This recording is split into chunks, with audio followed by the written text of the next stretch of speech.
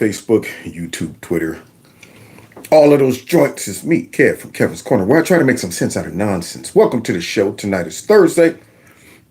It's not Friday, so don't start celebrating too early. You know, some people start kicking it like on Wednesday night, wondering why they can't get up to go to work on Thursday and Friday. But yeah, so just simmer down. Friday will be here shortly. But while we're here, we might as well have us a little fun. So hit that like button, share my videos on all the other social media platforms, and follow me on all the other social media platforms in which I have some news, guys. Kev done messed around and joined Truth Social.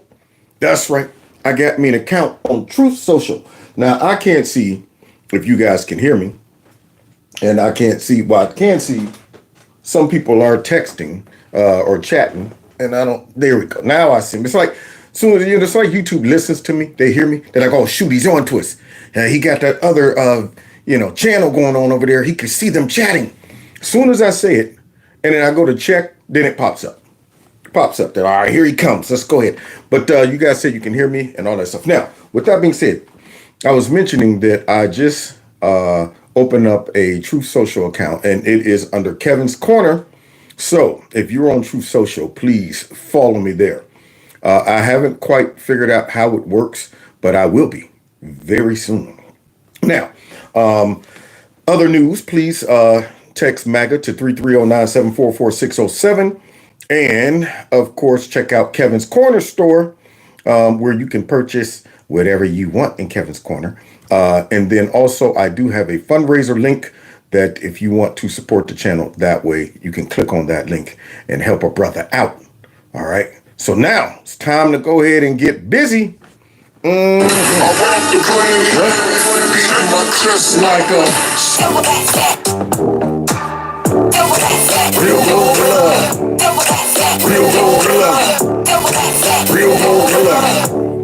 some G's in the building. Gorillas in here. Gorillas in here. Gorillas in here. Gorillas in here. Yeah, man, it's gorillas in here. Now, if you were here last night, you kind of know what we're probably going to be talking about tonight. But, I let, whatever leads me. You know what I mean? It's one of those things where, you get on something and then all of a sudden something else will come up. And then you kind of go down that rabbit hole. I did that the other night. But most of the time it's my stupid childhood stories or something that might distract me. I think I was talking about me being Pac-Man the other night in a parade. But I don't mean those type of distractions. I mean distractions that are relative and relevant to what we're going through as a country. So now, with that being said, somebody said, dang, Kev, you can't wear all white now. You are a white nationalist. White nationalist. That's right. Mm-hmm. I thought I was a mulatto because I got white and black on. Yeah. But nonetheless, the right victimized person see me. Look at that guy. He's trying to be white. There's a reason why he got this. Symbolic. It's symbolic. They're always looking deeper into things. I'm going, it's just a white jogging suit. That's all it is. That whiteness signifies racism. See, did you know that the white, the wool comes off of the sheep? Sheeps are white, and the majority are white, and there's not enough sheep of color. There's not enough sheep of color. It'll be stupid stuff like that. So now, let's get busy. We left off last night, y'all, with Mark Levin talking about something that I said, woo-wee, that's hot, Mark. That's hot. See, I was talking about how Christians need to be aware of some things that are taking place in regards to politics, culture, and these leaders in our country and globally. There are current events that take place that Christians should always have in the back of their mind. Like, how does that line up with the Bible? All right. Am I going to mess around and be blindsided when it comes down to what our politicians are doing and how they're helping, as a catalyst to bring in the end times? Now, whether you believe in the Bible or not, you might not believe in the end times. Some people just be like, well, it's the apocalypse or whatever. But I guarantee you, it's going to come to an end at some point. And me as a Christian, I study biblical prophecies, and I have not seen one yet that was not accurate and didn't come to pass. That means the ones that's coming in the future, if I was a betting man, are also going to happen just like the Bible says.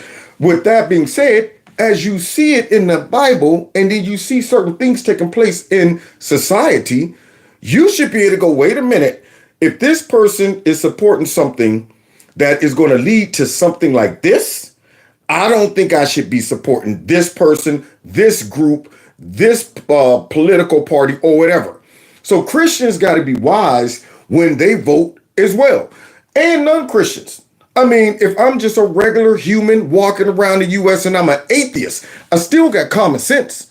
I still know what should be good for me when it comes down to my living conditions, my safety, my future, my family. And Mark Levin started calling some things out last night about the Democrat Party. See, he was basically saying this is an evil party. And this evil just didn't up and jump up in the last couple of years.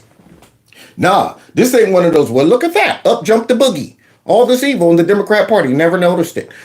This evil go back a long way, which the Dems try to sweep that mess up under the rug. We gonna sweep. Yeah, them in the media, they tried to pretend like they weren't responsible for all of the garbage that they're whining about today and infecting liberal brains to think that, you know what, the racism is still here and we are living through oppression and all of that stupid stuff. Which, if you go back down their history, they're the cause of it. Their party is. Now, I'm not one to have collective blame. I understand those are people in the past, but the current Democrat Party is implementing the same type of garbage as those people back then. It's just they flipped it. They're still taking advantage of black people and minorities. They're still doing that. Yeah, they just had to switch up their game.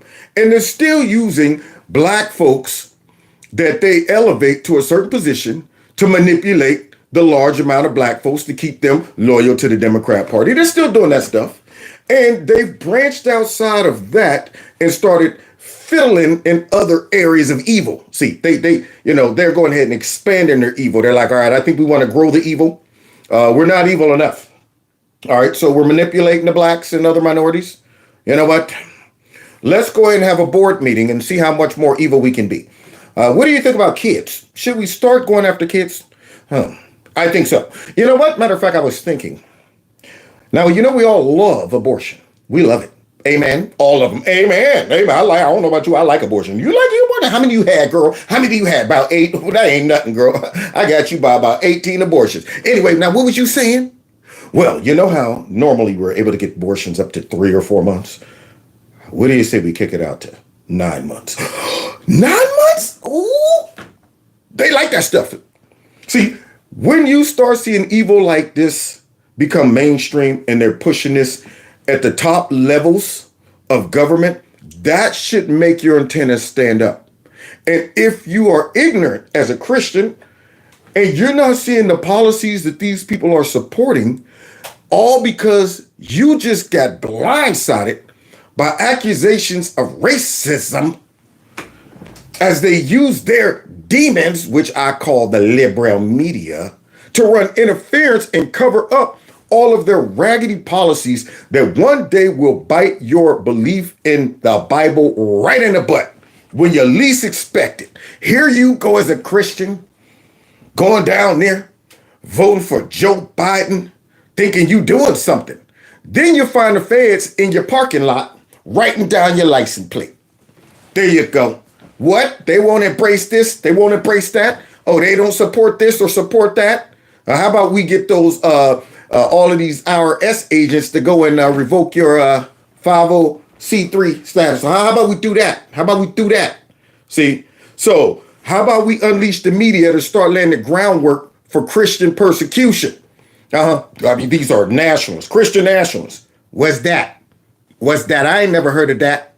Well, yeah, of course you didn't, because we just made that mess up. We're laying the groundwork for Christian persecution. That's what we're doing. So this type of atmosphere is being set. And when it comes down to Israel, Israel is a part of Christianity. And Christians need to be also paying attention to what's going on in the Middle East when it comes down to Israel, and how are American politicians dealing with Israel? How are they handling Israel? What are they saying? What is their support towards Israel? These are things we should be looking out for. But also, Mark Levin points out other things that Americans across the board should be hip to, which brings me back to where we left off. So right before we left off last night, I was ripping off a whole bunch of group of people in our society that should never vote for Christians. And I had to come down to this conclusion. Nobody in America should be voting for Democrats. I think I said Christians. I might have meant Democrats. But nobody in America should be voting for Democrats. I don't see how anybody could. You can go down categories of people, and as you look at the Democrats' behavior, their policies, all of the things they've been doing, especially these last 8 years, I don't understand how any American could justify going down there and voting for Democrats, especially in this upcoming election. So if you have not learned by now, after Joe Biden then had 3 years in office, if you as a Christian or just a regular American citizen have not figured out that this party means you no good by now, oh yeah, you're lost, man. Yeah. So if you don't know it by now, if you don't know it by now, you will never, ever, ever know it. We just got to move on. Dang on it. So Mark, how about you drop a recap of how you see the Democrats, and then we'll go from there as we close out, because you know who's coming up, y'all. Chuck Schumer. Let's get it. Democrat Party. The Democrat Party has a history of racism, bigotry, eugenics. It has a history of attacking minorities all through most. So wait, do all of the minorities just running around Black Lives Matter? Black Lives, do they know about that? All of the radical Black and other minorities and white liberals, do they all know about the history of the Democrat Party? It's funny how they keep the history of all kind of stuff, but they just gloss over the history of the Democrat Party. Did you know America committed the genocide of the Native Americans in this land that we're standing on, is stolen land from the indigenous people? And did you know that, but they're never able to put things in context about, wait a minute, who the group of people just perpetrating a lot of that stuff? See, so they'll keep track of all kind of historical facts and sometimes fiction, so they can still push victimization into our society and divide our society. They'll keep track of that. But they sure enough won't start assigning blame to the party that's encouraging these radicals to go out and fight for justice. Man, Democrats have pimped out so many American radical folks. It's ridiculous. They got these folks going around cleaning up their crime. Cleaning up their crime. Here they are encouraging them, tearing down statues of heroes in the Democrat Party that own slaves. Yeah, that's right. Tear that down. Yeah, as a matter of fact, you know what? We need to rewrite American history. Let's get rid of all of this stuff. Yeah, it's all racist. They got them tearing down the memories of the Democrat Party, which they should be having them run and tear down all them Planned Parenthoods. There you go. They should be taking the name Democrat Party off of everything. DNC should be coming down. So now Mark is calling it out, and he ain't sparing nobody.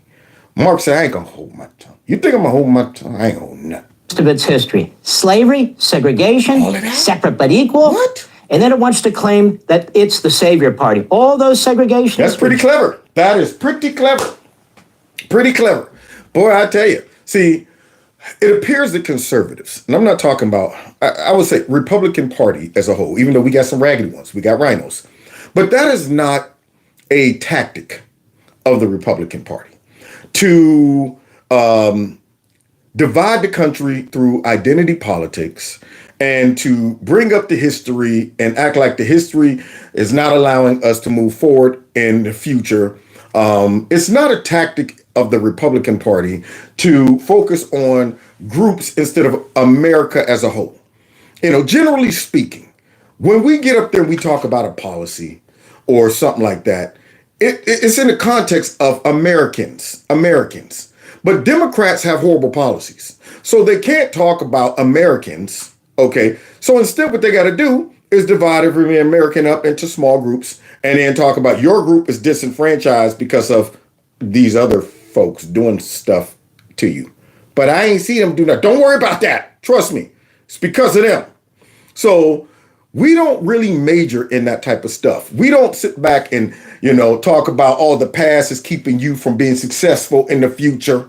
I mean, at what point do you let the past go? You remember it and you learn from it. But what in the world are y'all talking about? See, if we leave it up to these people, if we don't fight against this stuff, they will be bringing this garbage up for the next 600 years if America is still around.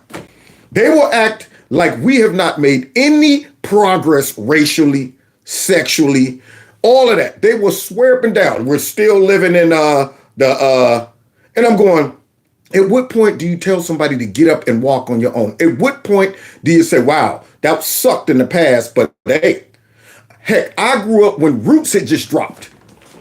We had never even known about how serious slavery was until Roots came on. Sitting there watching Kunta Kinte get that foot cut off, getting whipped, talking about, my name is Kunta Kinte. Your name is Toby. My name is Kunta Kinte. Wore his butt out until he finally broke down and said, my name is Toby. Yeah, I mean, it made us mad, but did it make me say, you know what? Now I can't move forward because I'm a victim of slavery and I'm oppressed. And I mean, what do you expect me to do? We watched it. We learned from it. We might have been mad at the time, like that sucks, but we moved on. I had big dreams right after that.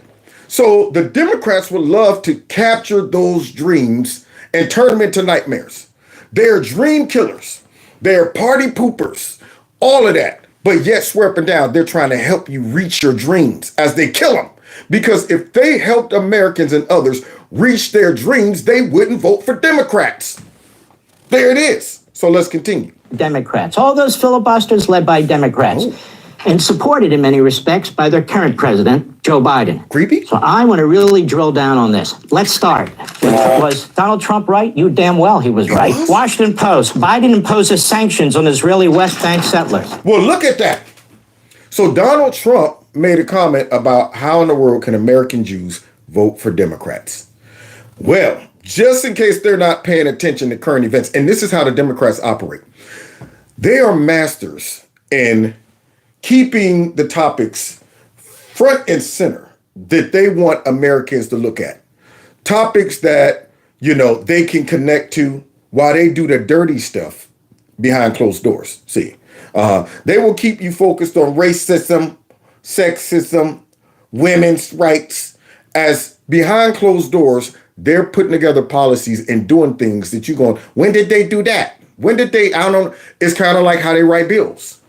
Elect me. I'll go out there and I'll fight for you guys. I'll make sure that the American citizens have good jobs and good paying jobs. And we're going to focus on the middle and the lower class folks and all of that.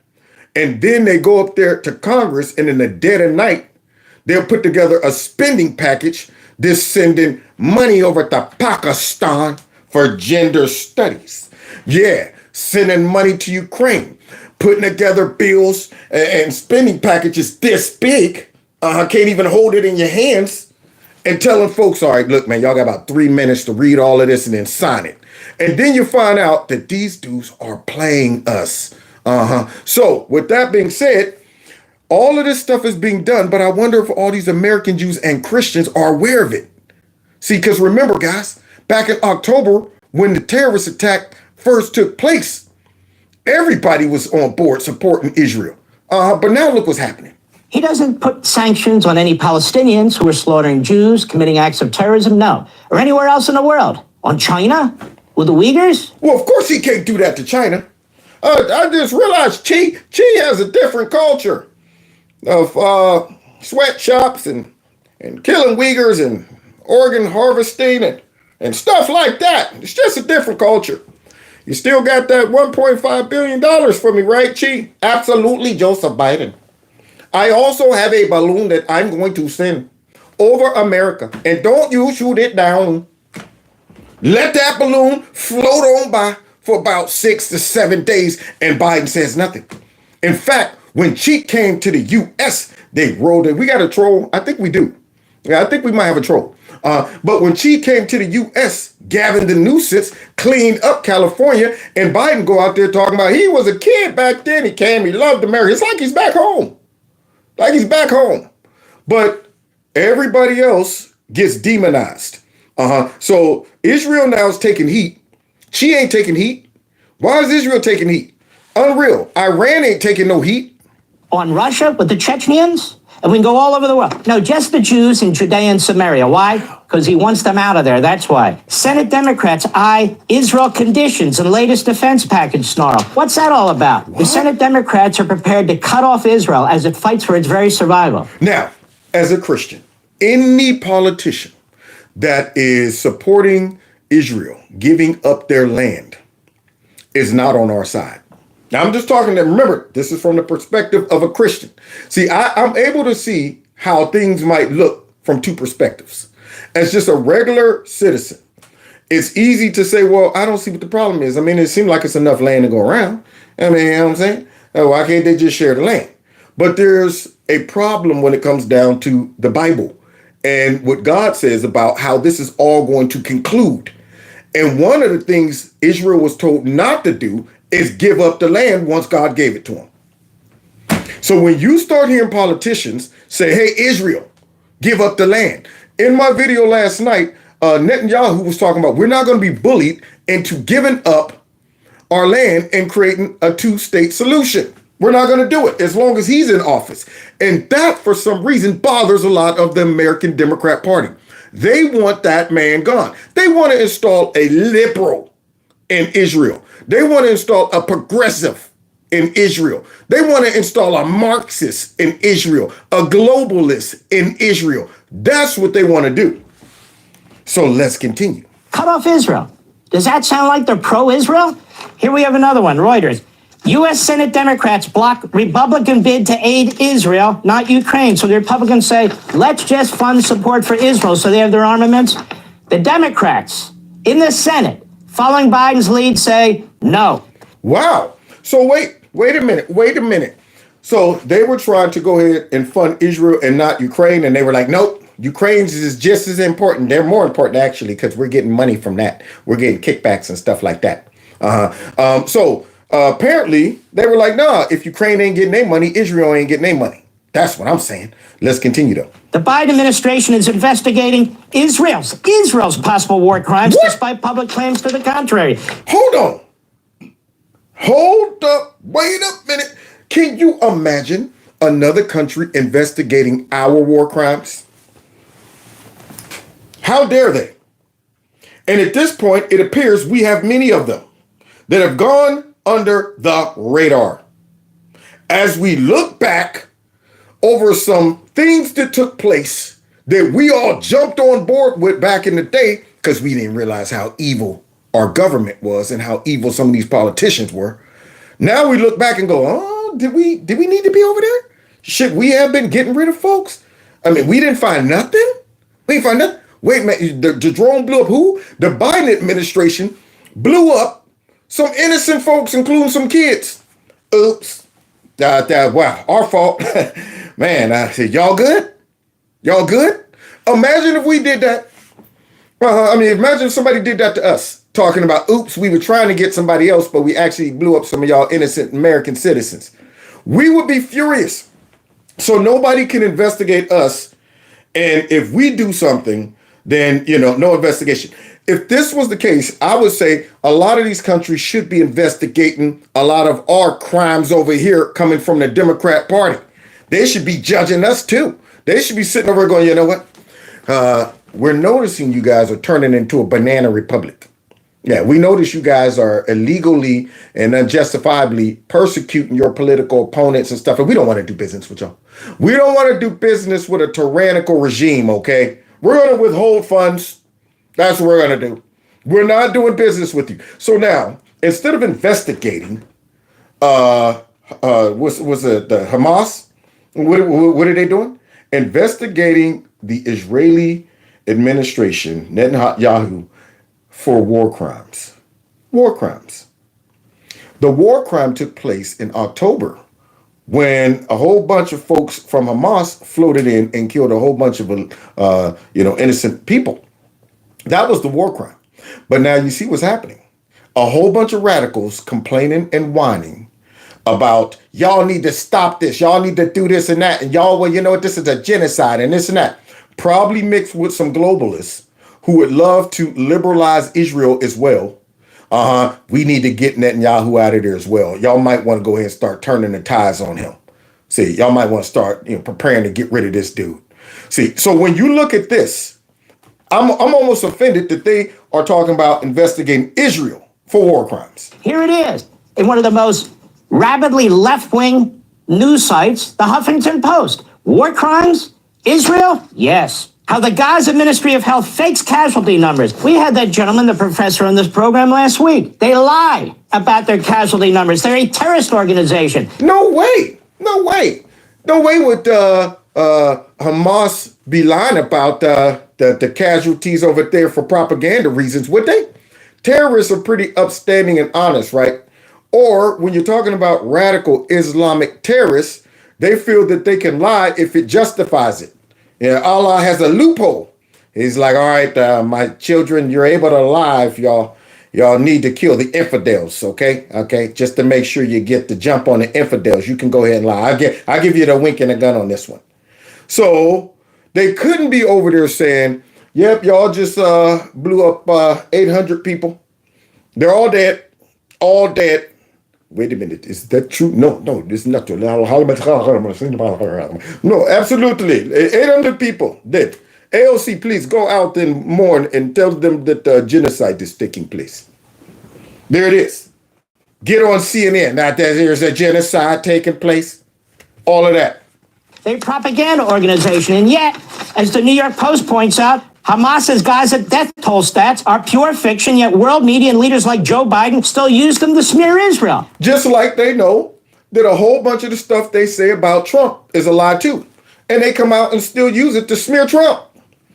Biden didn't care that Trump wasn't talking about a real bloodbath, but he just went out and smeared him anyway. There it is. The Democrats roll like that. And they're trying, see, and Hamas and many other countries have learned.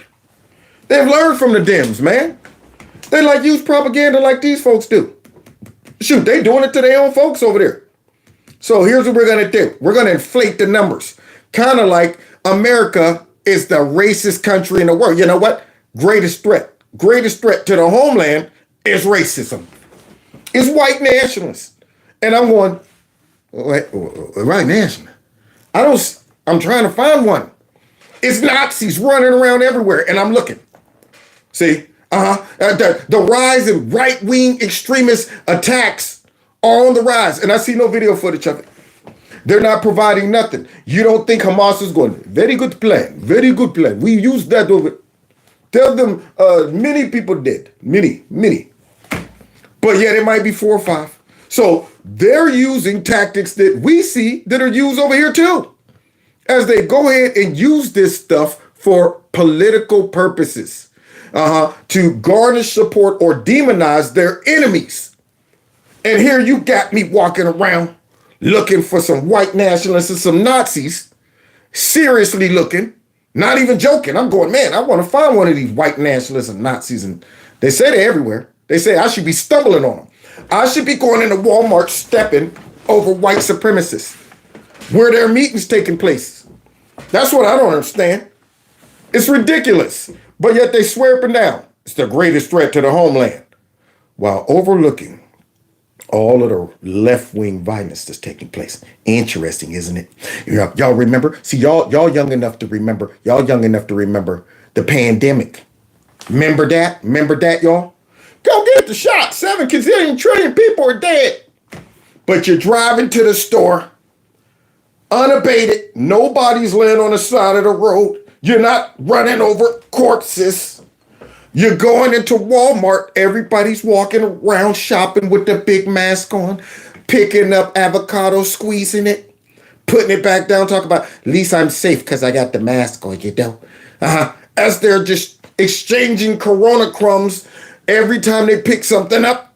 And they're swearing up and down. Hospitals were crowded. I mean, they're dying at a rapid rate. I would expect when I went into Walmart that I should be seeing people die in real time. Guys like, boop, boop, what's wrong with you? Corona. I would expect that. That welcome to Walmart, paper, down right in front of me. That's what I would expect. But they use that crap to say, now go get the shot. In fact, we're going to force you. So could it be that we're being manipulated? No, Hamas would never do nothing like that. And surely our dumb politicians would never believe it, would it? I'm sure they still got sight of the fact that Hamas is a terrorist organization that probably wouldn't tell the truth. Why is Joe Biden using provably false Hamas statistics to paint Israel as the aggressor? Because he's been using deep state propaganda and lies to paint Trump as a white nationalist. It ain't no different. I mean, shoot. Soon as a fake narrative come in, Joe Biden releases something through the White House.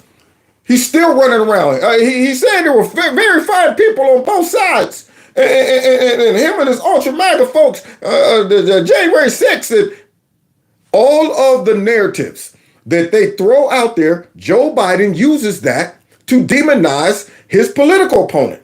If they want to get rid of you, they use a combination of the media, and then they act like everything they hear from the media, which is the same because they all coordinated, but they act like I'm going to take that and use that to justify my criticism and attacks on whoever, to get rid of whoever, to paint whoever in a negative light. If they can do it here, and we as Americans are seeing it every day. Trump, bloodback. Trump said immigrants aren't even people. They're not even people. Trump says he wants to be a dictator. Trump said he's going to be the president for life. Trump said that he's going to... All of these things we hear come out of Joe Biden and the rest of the left, these Democrats. You know, that's what they do. They use that stuff. And they don't care if they're lies or not. So I'm starting to think there's a bigger agenda. I'm starting to think that why would Joe Biden take these narratives and roll with them as if they're true without even investigating, without even giving Netanyahu and Israel the benefit of the doubt? Could it be all of these radicals that's showing up at his meetings while he's in church pandering to black people? Talking about I don't see nothing wrong with, there's no ways tired. No, soon I will be done with the troubles. Can't remember my pander lines. And then all of a sudden you hear a whole bunch of people talking about free Palestine. He's like, they're here again. Somebody hide me. And then a couple months later, he's coming out doing stuff like this. When he starts figuring, I might lose the election. Trying to kill Gaza and civilians. Why is Joe Biden doing that? Why are the Democrats doing it? Why are the American media doing it? Here we have Biden administration reportedly is now delaying arms shipments to Israel. Now we have, but most of the Palestinians want peace with Israel. We got to have this two-state solution. We're going to moderate Palestinians and so forth. No, actually, most of them are not, according to surveys done by Arab organizations and Palestinian organizations. So wait a minute. You mean to tell me they're making up the surveys when it comes down to the Israeli citizens? Because I just heard earlier, last night when I was covering them other clips, they were trying to make it seem like it's just Netanyahu. Only Netanyahu is saying, let's continue to pursue. Let's go in and get these dudes. And all of the Israelis are going, stop it. We've had enough. You've gone too far. No. And then Netanyahu had to come out and say, that's a lie. Actually, the Israelis over here support what we're doing. They understand what's at stake. And they want to have some restitution in this as well, even though y'all trying to make it seem like it's all me for some reason. Y'all want to get me out of here. See, just like they try to make it seem like that, it's just a small fringe group of white nationalists here that are on board with Trump, his radical ideas and all of that stuff. And when they were trying to convince me of that, when Trump was running, I'm looking at all these hundreds and thousands of folks showing up at his rallies, and I'm going, that don't look like a small group of people supporting Trump. That looked like a whole heap. And then when you saw Hillary, it was butt naked. But yet those polls were saying she's up by 100,000 points. So now what they're saying is Israelis don't support Netanyahu. He's out there like a cowboy slinging it. And then they got the nerve to say, but the majority of Palestinians want a two-state solution. Well, the stats and the survey says different. Over and over again. The latest one I found was from the other day. Poll. Over 70% Palestinians still maintain Hamas was correct to commit October 7th atrocities. 70% is a high number. That is a high number. Very high number. That's not the type of number. And like I said, maybe they had guns to their head when they were saying that. How do you feel? You think y'all should have a two-state solution? No. We don't support. It could be that. But if this poll or survey is correct, if it's 70%, that doesn't look like a group of people who want to live in harmony next to Israel, and a two-state solution will provide that. It'll solve it. I think these people don't realize that this war goes back to Ishmael and Isaac, the sons of Abraham. Father Abraham have many sons, yeah, and many sons have Father Abraham. When I used to go to Bible school in the summer, that was the only Christian song I knew. Yeah, Father Abraham. That goes back to them, the two sons. Out of Ishmael came the Arab nation. Out of Isaac came the Jews. And Ishmael was the oldest, should have inherited, but you know how God works. He jumped right past the elder and gave it to the younger. And now this feud is taking place still.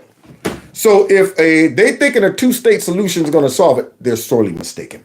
But let's continue because they're going to try. Oh, mostly peaceful, huh? Jerusalem Post, an editorial, which is a left-of-center newspaper in Israel. No, Joe Biden, most Palestinians support Hamas. Survey after survey. Wow. Which is a left-wing news organization. And they say, no, Joe Biden, most Palestinians support Hamas? That's crazy. So how they going to spin that? Oh, they're just going to lie about it? They're just going to lie about it?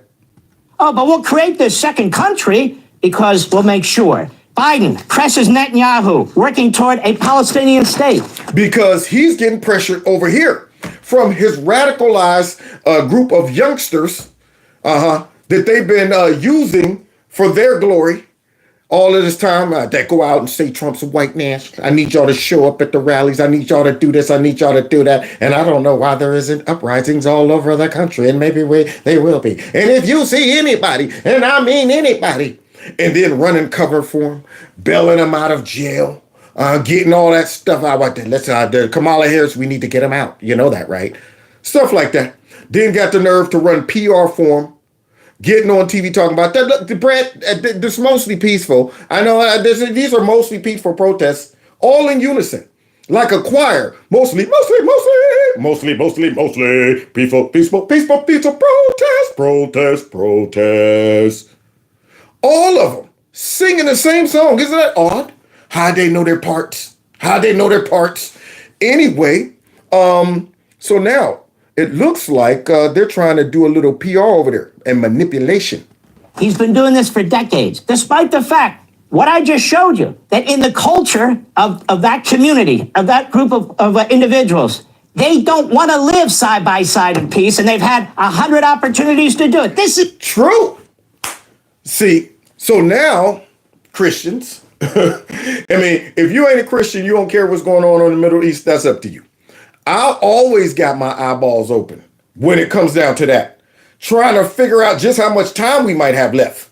I'm going, okay, how much is this heating up here? What's going on? Look at all the things that the Democrats have been responsible for kind of ushering in, this laying the groundwork for the end time prophecies. Think about this.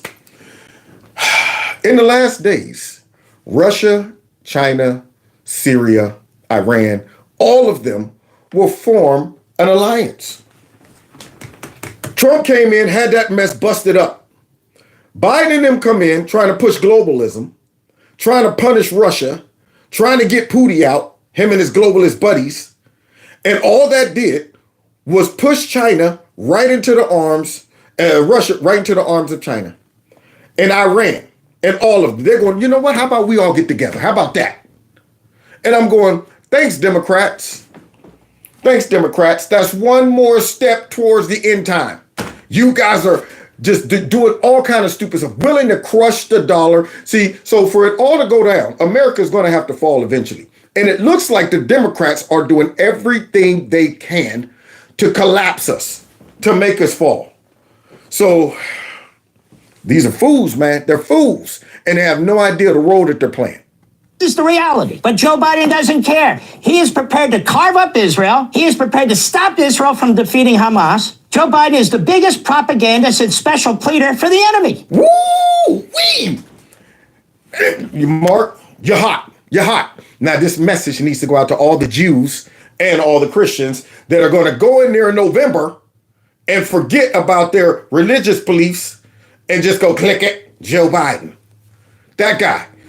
So his lack of support for Israel. You think Joe Biden takes in consideration any biblical things? No. That guy, he just knows how to get up in a church and pander, talk about I was growing up in a black church and this and that. He doesn't consider any of that stuff. I mean, that dude right there, we just saw what happened the other day when he was on stage. And that lady started talking and he spotted a cute lady, a tenderoni with her baby in the audience. And that man beelined on her. I got some sniffing to do. I'll get back with you in a minute. And was shot right over there. I mean, everything about it, he just looks slimy. He looks evil. He looks used up by evilness, infested. The way he talks, the way he looks when he's out there. You know what? The Mojo Maggot. And I'm going, all I see is demonic activity inside of that dude. And it manifests itself in applications like this. So if this fool thinks for some reason carving up Israel is going to solve it, and you know, as far as Joe Biden, he probably don't give a darn about that. He's being moved by globalists. He's being encouraged by his own greed and the benefit of whoever is controlling him is giving him. So he don't care about the fallout. They push policies and things that I say, y'all don't even think about the fallout. Who's ever getting your butt to get out there and tell everybody, get the shot. You won't catch this. You won't catch that. You're not even thinking about how that might impact folks, their health, kids, all of that. You're just doing it because you're greedy and controlled, and you're looking at the immediate benefit because you know it was a benefit. Democrats don't do nothing that don't benefit them. That's the thing.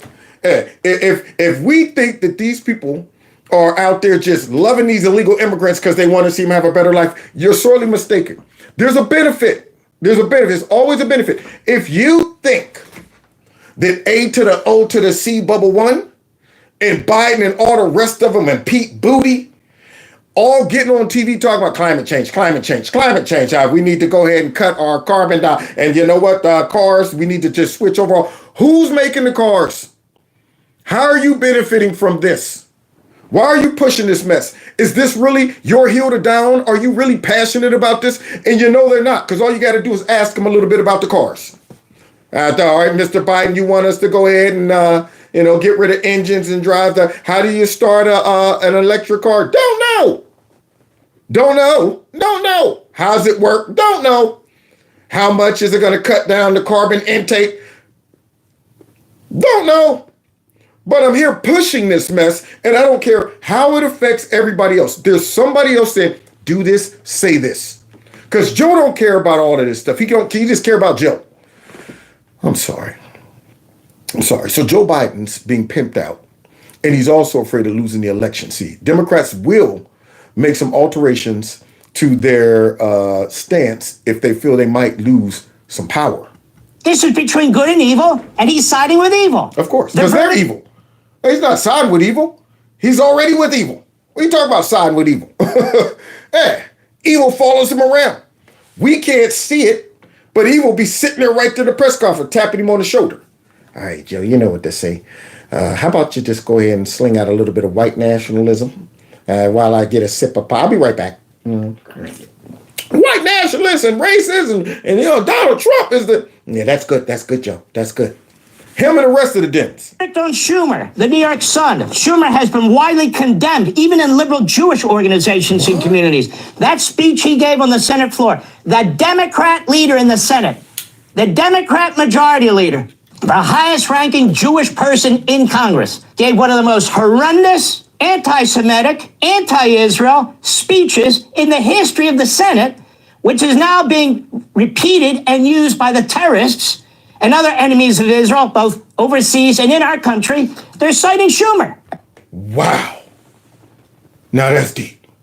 You're telling me that Crying Chuck, an American Jew, for some reason decided, I'm going to get out there and publicly address Israel and chastise Netanyahu after Israel's been attacked by Hamas and Israel is saying this ain't over yet.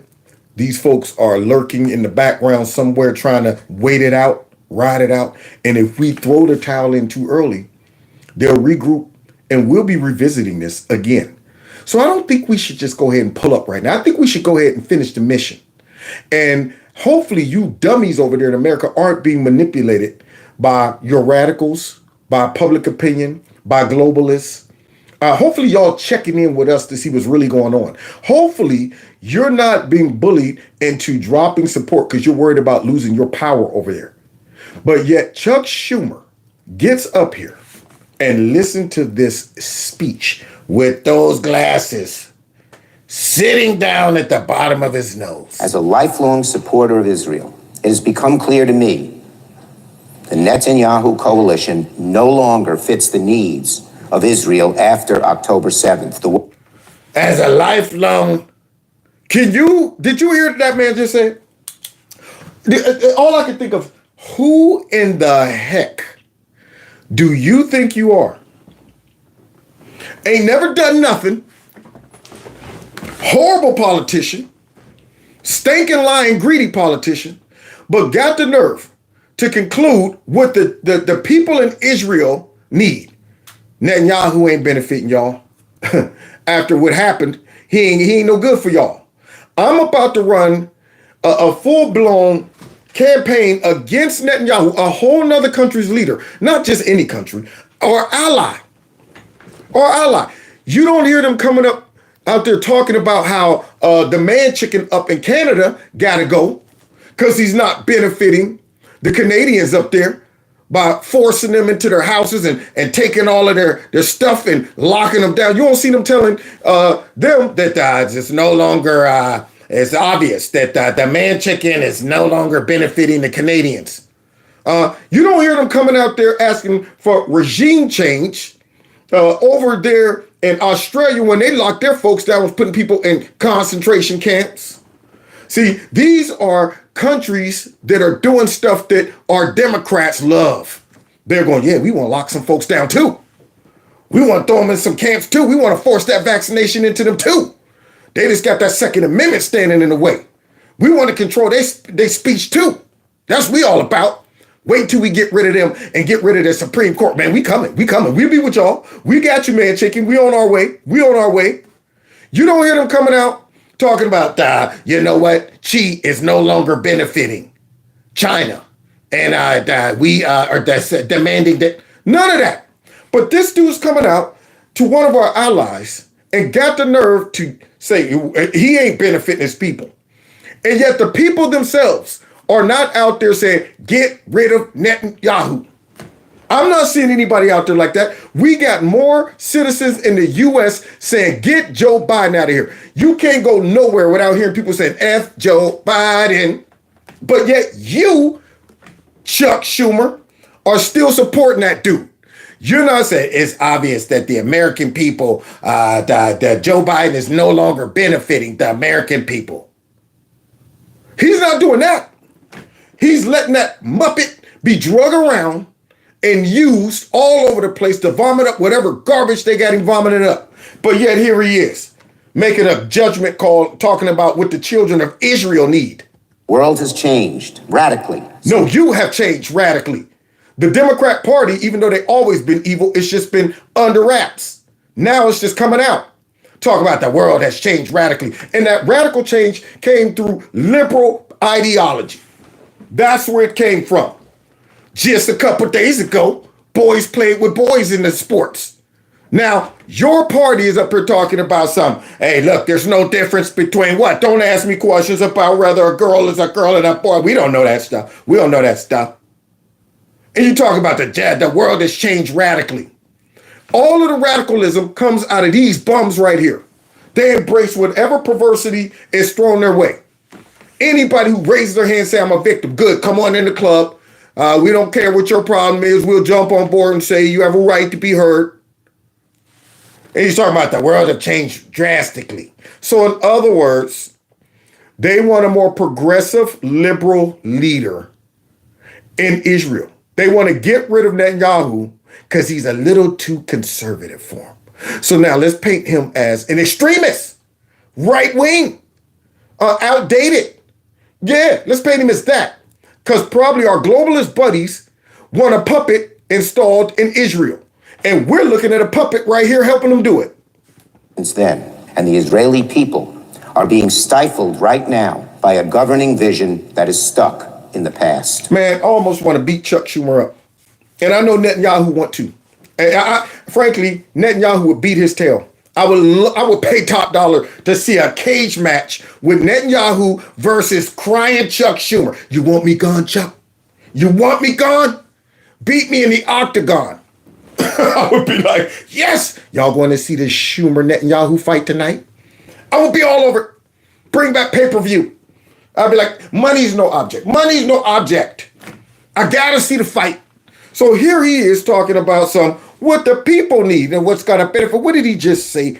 Oh my God, man. This is demonic. Like, Christians need to know this is the part, this is the leading ranking member. And this is what he said about Israel. Netanyahu coalition no longer fits the needs of Israel after October 7th. The world has changed radically since then, and the Israeli people are being stifled right now by a governing vision that is stuck in the past. Who do you think you are? And what makes you think they're being stifled? What is stifling is walking around in fear that any moment y'all can receive an attack from Hamas because we didn't get it done. We didn't finish it. Didn't finish the mission. Knowing you guys are trying to have some type of interaction, some type of coexistence with a whole bunch of people who hate you and want to see you just completely wiped off the map. When you look at Israel, they grow up just like, it's amazing to see how calm they are when rockets are shooting. Yeah, before all that took place, you'll see them over there eating dinner, sitting outside and rockets just blowing off in the background. They're used to constant conflict. And so here this dude's talking about, no longer, he's stifling the... I mean, let's continue though. Nobody expects Prime Minister Netanyahu to do the things that must be done to break the cycle of violence. Nobody expected you, traitor. You devil-filled, nasty, stinking, Mr. Burns-looking, glasses sitting on the tip of your nose, having evil man to come out here and actually call for Netanyahu to go. I mean, I'm telling you, man, if Trump don't get back in, our relationship with Israel is done. I mean, that will be the turn. That's why I say there's so much riding on this election. Well, part of my gut, I'm really saying, Lord, if we are to have more grace and more time as a country, a lot of that, one of my telltale signs is going to be how this election plays out. Because, see, these folks are trying to usher in evil just like that. Look how far, you talk about the world has changed progressively. It has changed in such a short amount of time, and it is all being driven by progressive, radical ideology and globalism, pushing for globalism. Yeah, just like that, overnight. Now, if Trump don't get in and put another plug in it, imagine what another 4 years would look like. You think they would pump the brakes on all of the perversity they're trying to shove into our society? All of the censorship, all of the gun confiscation, all of the globalism, all of the monitoring what we do, where we go, all of the forcing us to do things that we don't want to do, you think they would pump the brakes on that? That would take us right in to the end. Now, I might breathe a little if Trump wins. You know, like I said, at some point, God's going to shut it all down. But I might feel like we might have a little extra grace if he wins. But it would be up in the air. I might fall down on my face in sackcloth and ashes if we lose the next one. And we won't lose it. It would be straight up cheated. And then you got fools like this. Christians don't have an option when it comes down to voting in November. If they're talking like this, do you think these people are going to support the children of God? They will turn on them just like that if the right globalists talk to them, if the right extremists start fussing and saying y'all need to condemn Israel, just like that. Next thing you know, we'll be also one of the countries that's like death to Israel. These folks are extremists there. Listen to some of the stuff he's saying about them. To preserve Israel's credibility on the world stage. No. To work. Oh, so it's Israel's credibility that's at stake. I'm sorry. I can barely get through Chuck's speech. Every couple words he say, I want to reach through. Hit him with the Homer Simpson, Bart Simpson choke. To preserve Israel's credibility. This is fascinating. Who is he talking about? I mean, is he not remembering what Hamas did? I know Netanyahu probably was over there punching the TV when he was listening to this. Work towards a two-state solution. Right there. That's the end. That's the tell. That's where you say, I can never vote for a Democrat if I'm a Christian. You should be. So for Christians that are unaware what the Democrats are doing, you need to be aware of it.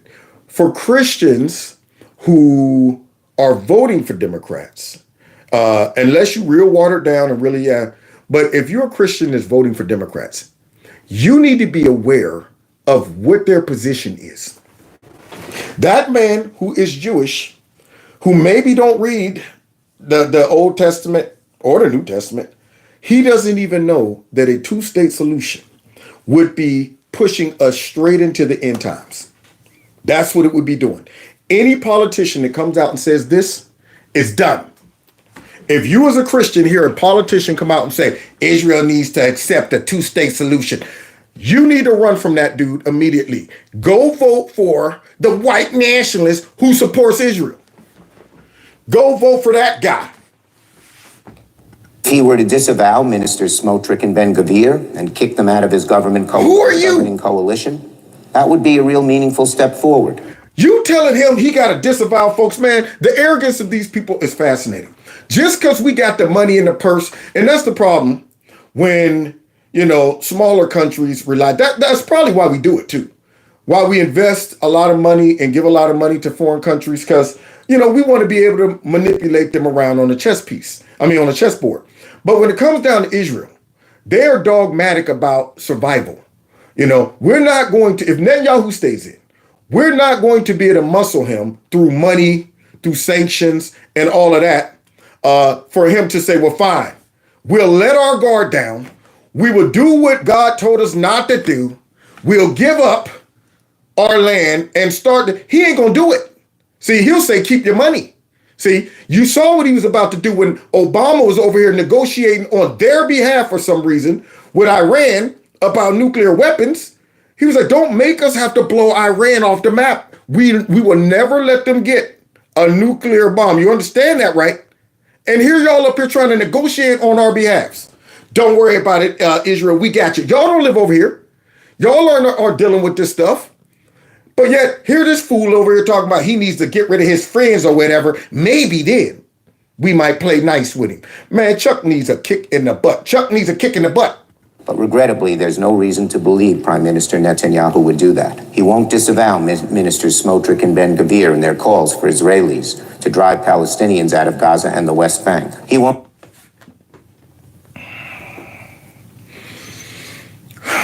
I'm going to try to make it through it, y'all. I didn't know I was going to be already at an hour. And I'm like, man, I ain't hardly get through any of my material because Chuck got me jammed up. Chuck got me jammed up and needs a kick in his butt. Won't commit to a military operation in Rafah. that prioritizes protecting civilian life. So I guess we're saying don't go into Rafah. Well, are the terrorists there? I mean, is there a safe space for terrorists? I mean, are they touching the base like in freeze tag or tag? You can't do anything. We are touching the base. We're on the base. No killing. We're on the base. So if that's the scenario that you come up with and say, all right, a lot of citizens go here.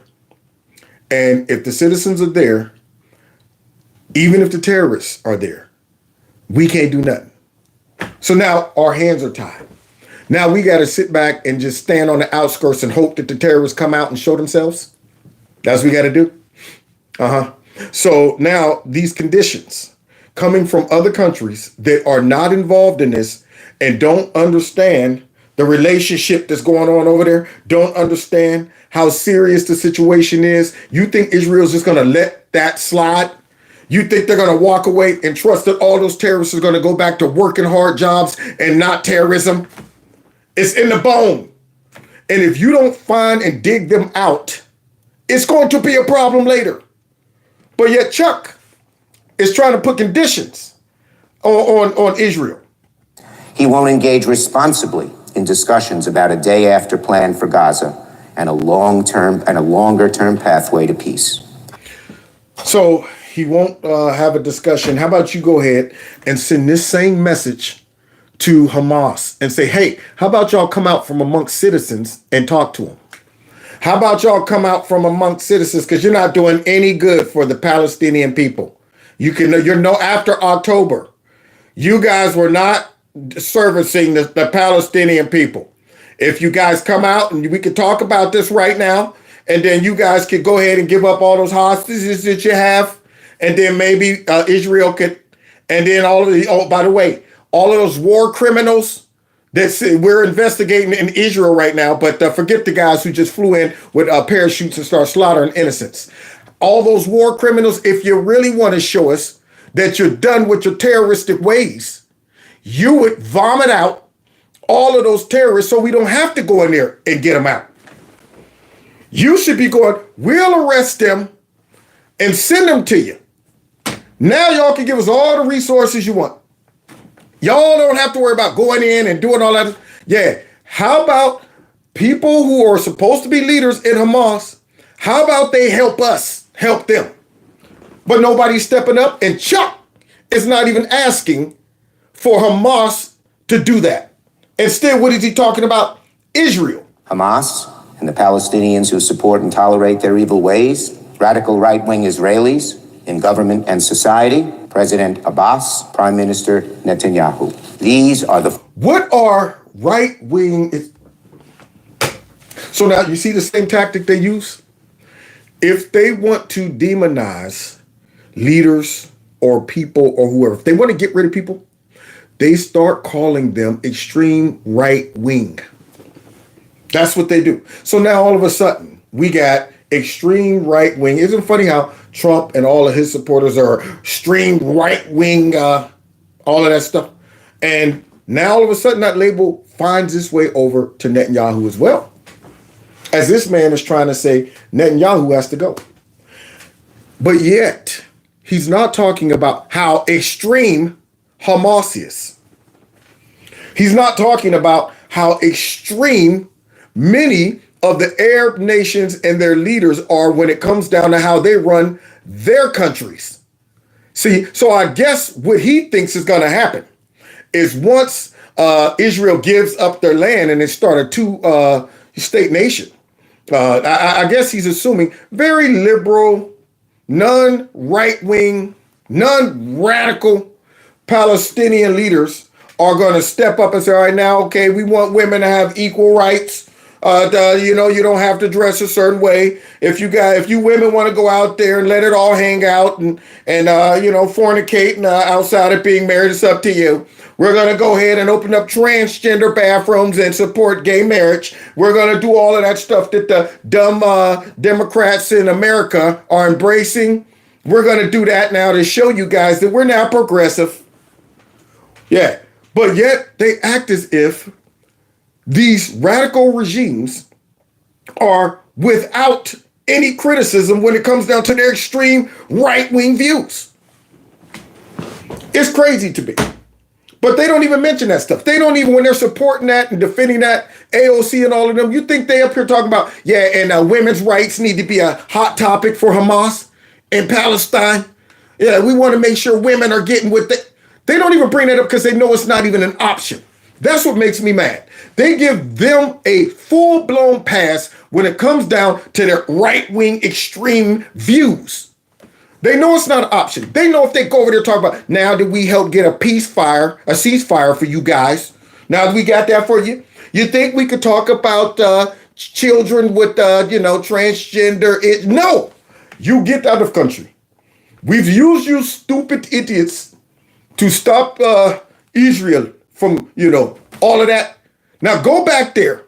You're not going to come over here and push the radical ideology in these countries. And they don't even bring it up. They don't even bring it up. They're defending these folks. So if these people get their way over there, they're going to continue doing the same stuff they were doing. You're not going to look over there and see them all out in the middle of the street, progressive, gay flags flying everywhere. You think that's going to happen? And they'll act like they don't even see it. They'll act like they don't even see it. Just like they act like they don't see what China's doing over there. But yet they eyeballing everything Netanyahu's doing. What is he doing? Man, thank you. Somebody said I'm on fire. I am on fire. And I'm dropping it like it's hot. But at the same time, it's making me hot listening to this fool. 4 obstacles to peace. And if we fail to overcome them, then Israel and the West Bank and Gaza will be trapped in the same violent state of affairs they've experienced for the last 75 years. And the peace starts with, dang on Hamas coughing up those captives. How about that? You want an olive branch? Send out the murderers. Send out the war criminals. Vomit them up. See, there comes that point where you got to go ahead and cough them up because you're going, y'all going to get us all killed. Look, man, going out there. They're saying, look, you got 5 minutes to send them out or we're going to blow up the whole building. Y'all got to go out there, man. Go on now. Cough them up if you want peace. Because without those folks, there can't be no peace, knowing that those folks are still mingling and lurking amongst them. I don't know about you. If I had a dude try to kill me, kill some family members, and they never was captured, you think I could sleep right? You think I could just rest at night and have peace? Well, they tried to kill me. They've been trying to kill me for a while. They killed a whole bunch of friends and family that I have. And I'm supposed to let it go and hope that they're just going to do the right thing. It's over. Let's let it bygones be bygones. Sleep good at night. I wouldn't. I would be on the hunt constantly. I'd be like, it'll be over when I make sure I've neutralized the potential threat. Don't want to have to be out riding around in my man truck worried about it. Dang on it. Let's continue. These obstacles are not the same in their culpability for the present state of affairs, but arguing over which is the worst stymies our ability to achieve peace. Given the complexity and gravity of this undertaking, many different groups have a responsibility to see it through. The Palestinian people must reject Hamas and the extremism in their midst. Good luck with that. The Palestinian people needs to reject Hamas and their extreme. So naive. So naive. That is why we keep getting played by these radical Arab leaders. That's why. We send all that money to Iran, and what do? Use it for weapons. You think they gave it to their people?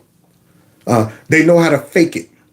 They know how to fake it. They know how to say, all right, we're willing to play right. We're here. You got us some money. You're going to help us get a 2-state solution, right? You're going to go ahead and turn on Israel, right? Yes, please. Oh, yeah, well, yeah, we're good. We've changed. You think they're going to really turn over Palestine to legitimate leadership for the people?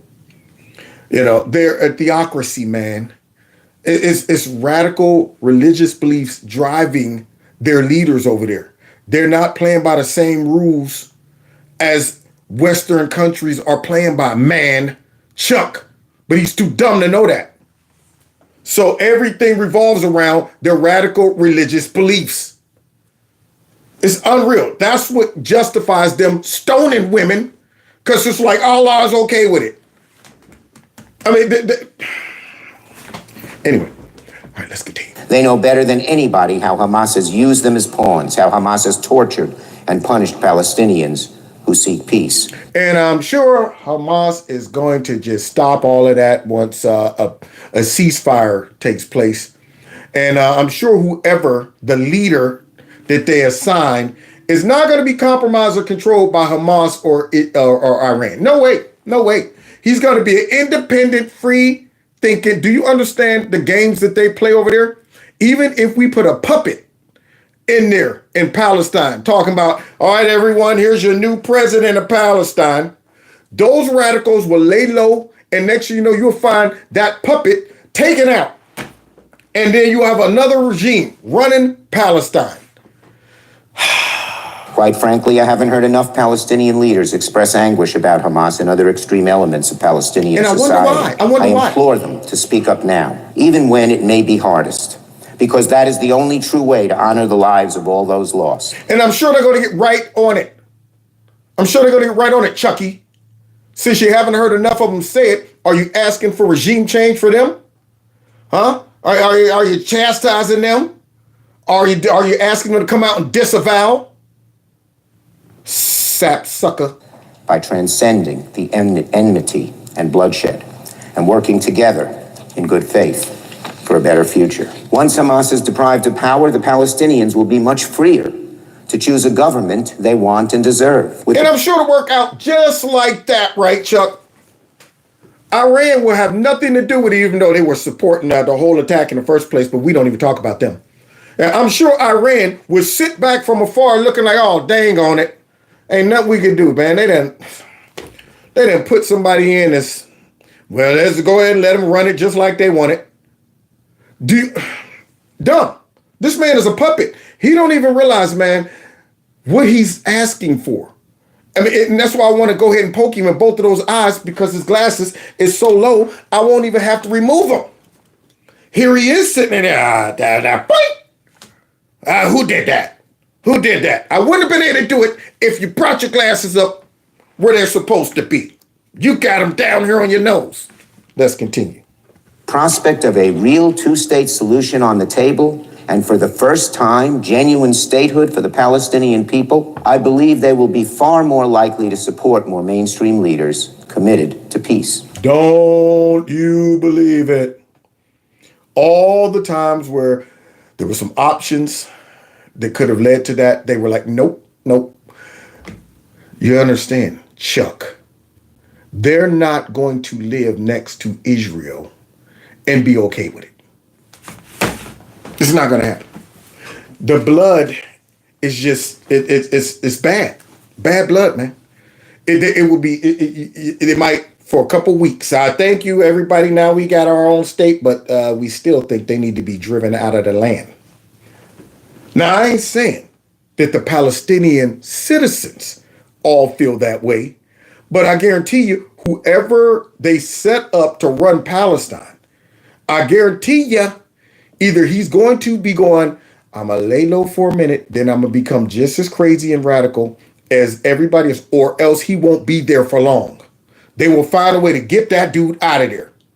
And you'll be right back at the same situation. And Israel will be saying, we should have dealt with this the way we wanted to, but we got bullied by people like Chuck.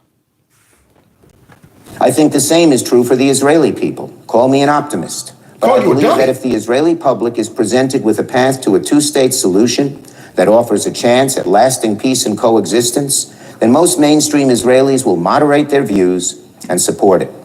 Nope. We just heard the survey that Mark showed. We just heard Netanyahu say the people in Israel overwhelmingly support how Netanyahu is handling this situation. See, because they know we still got to watch our backs right now. Make sure these people are dealt with. Part of that moderation must include rejecting right-wing zealots. There it is. Marxist conflict theory. There it is.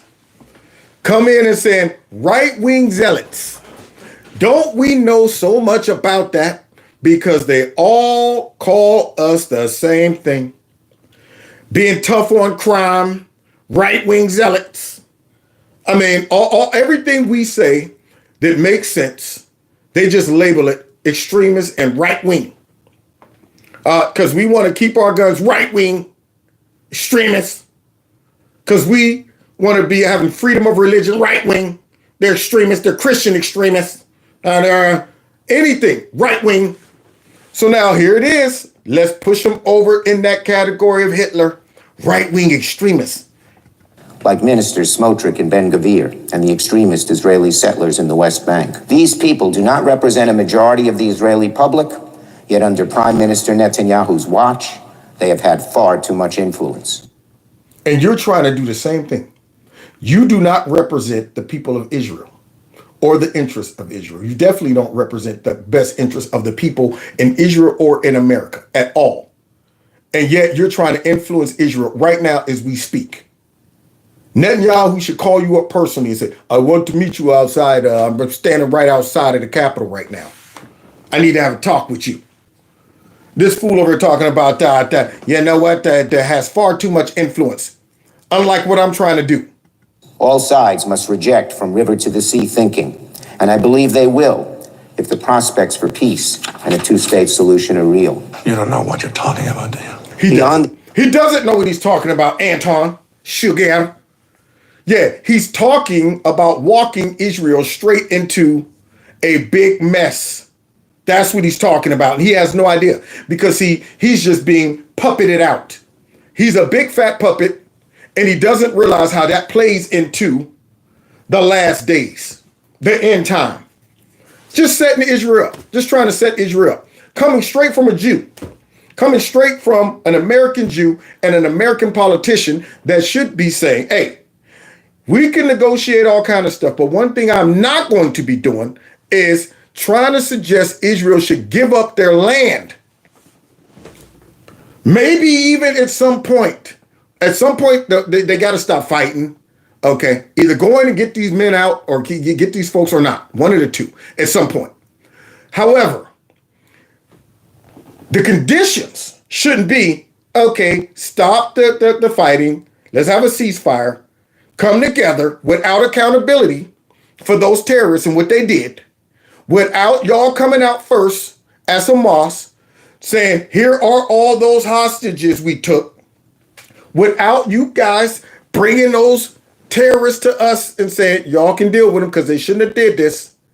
Come to the table, stop fighting, and let's talk about how you guys could give up half your land. Now, do you think Netanyahu was like, well, that sounds like a good idea? But I'll tell you who probably does think that. Probably George of the Jungle, maybe perhaps the G7, Schwab, who knows? And all of these radicals running around saying we ain't gonna vote for Joe. But you know who shouldn't be okay with that? Every Christian and Jew in America that votes. If you vote for that bum, you're voting against your own self-interest. The Israeli and Palestinian people and their leaders, there are others who bear a serious responsibility to work towards a two-state solution.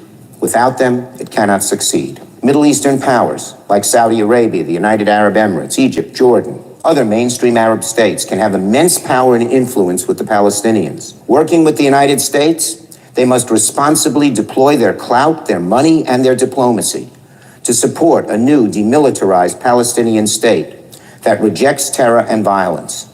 I believe they have the leverage to do this with the support of the majority of the Palestinian people. That's never been tried before. Nah. Look at all of the regimes we toppled over in the Middle East. See, we done toppled many of them. Other countries have also toppled some regimes, and they always rise right back up and adopt the same religious radical beliefs and tactics. But here he is talking about that. If we just work hard again at it, I'm pretty sure we can do this. Always wondered, what would America's role be during the last days? Because the Bible is not very clear on America's role when it comes down to the prophecies. But I can say this, listening to these people, if we follow their lead, We now know what our role would be. It definitely wouldn't be standing with Israel to the end, listening to a fool like this. Who want what any other people want: peace, security, prosperity. I believe there is enough strength in the Arab world to get President Abbas to step down and to support a gradual succession plan for responsible Palestinian leaders to take his place. Hamas has so wrecked society in Gaza that it will take outside involvement of Arab countries to help rebuild something better and more sustainable. Outside Arab countries, like who? Iran? Huh? If outside Arab countries step in, once again, they're pushing globalism. But you don't think they're going to then control that area? I mean, these are fools, man. Why don't we just mind our business? Why don't we just say, hey, man, let Israel handle that? They were attacked.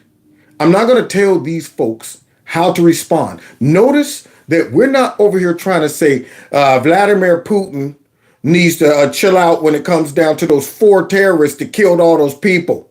And let's tell him how to respond to that. He wouldn't give a darn about what we had to say after what those folks did over there in Russia.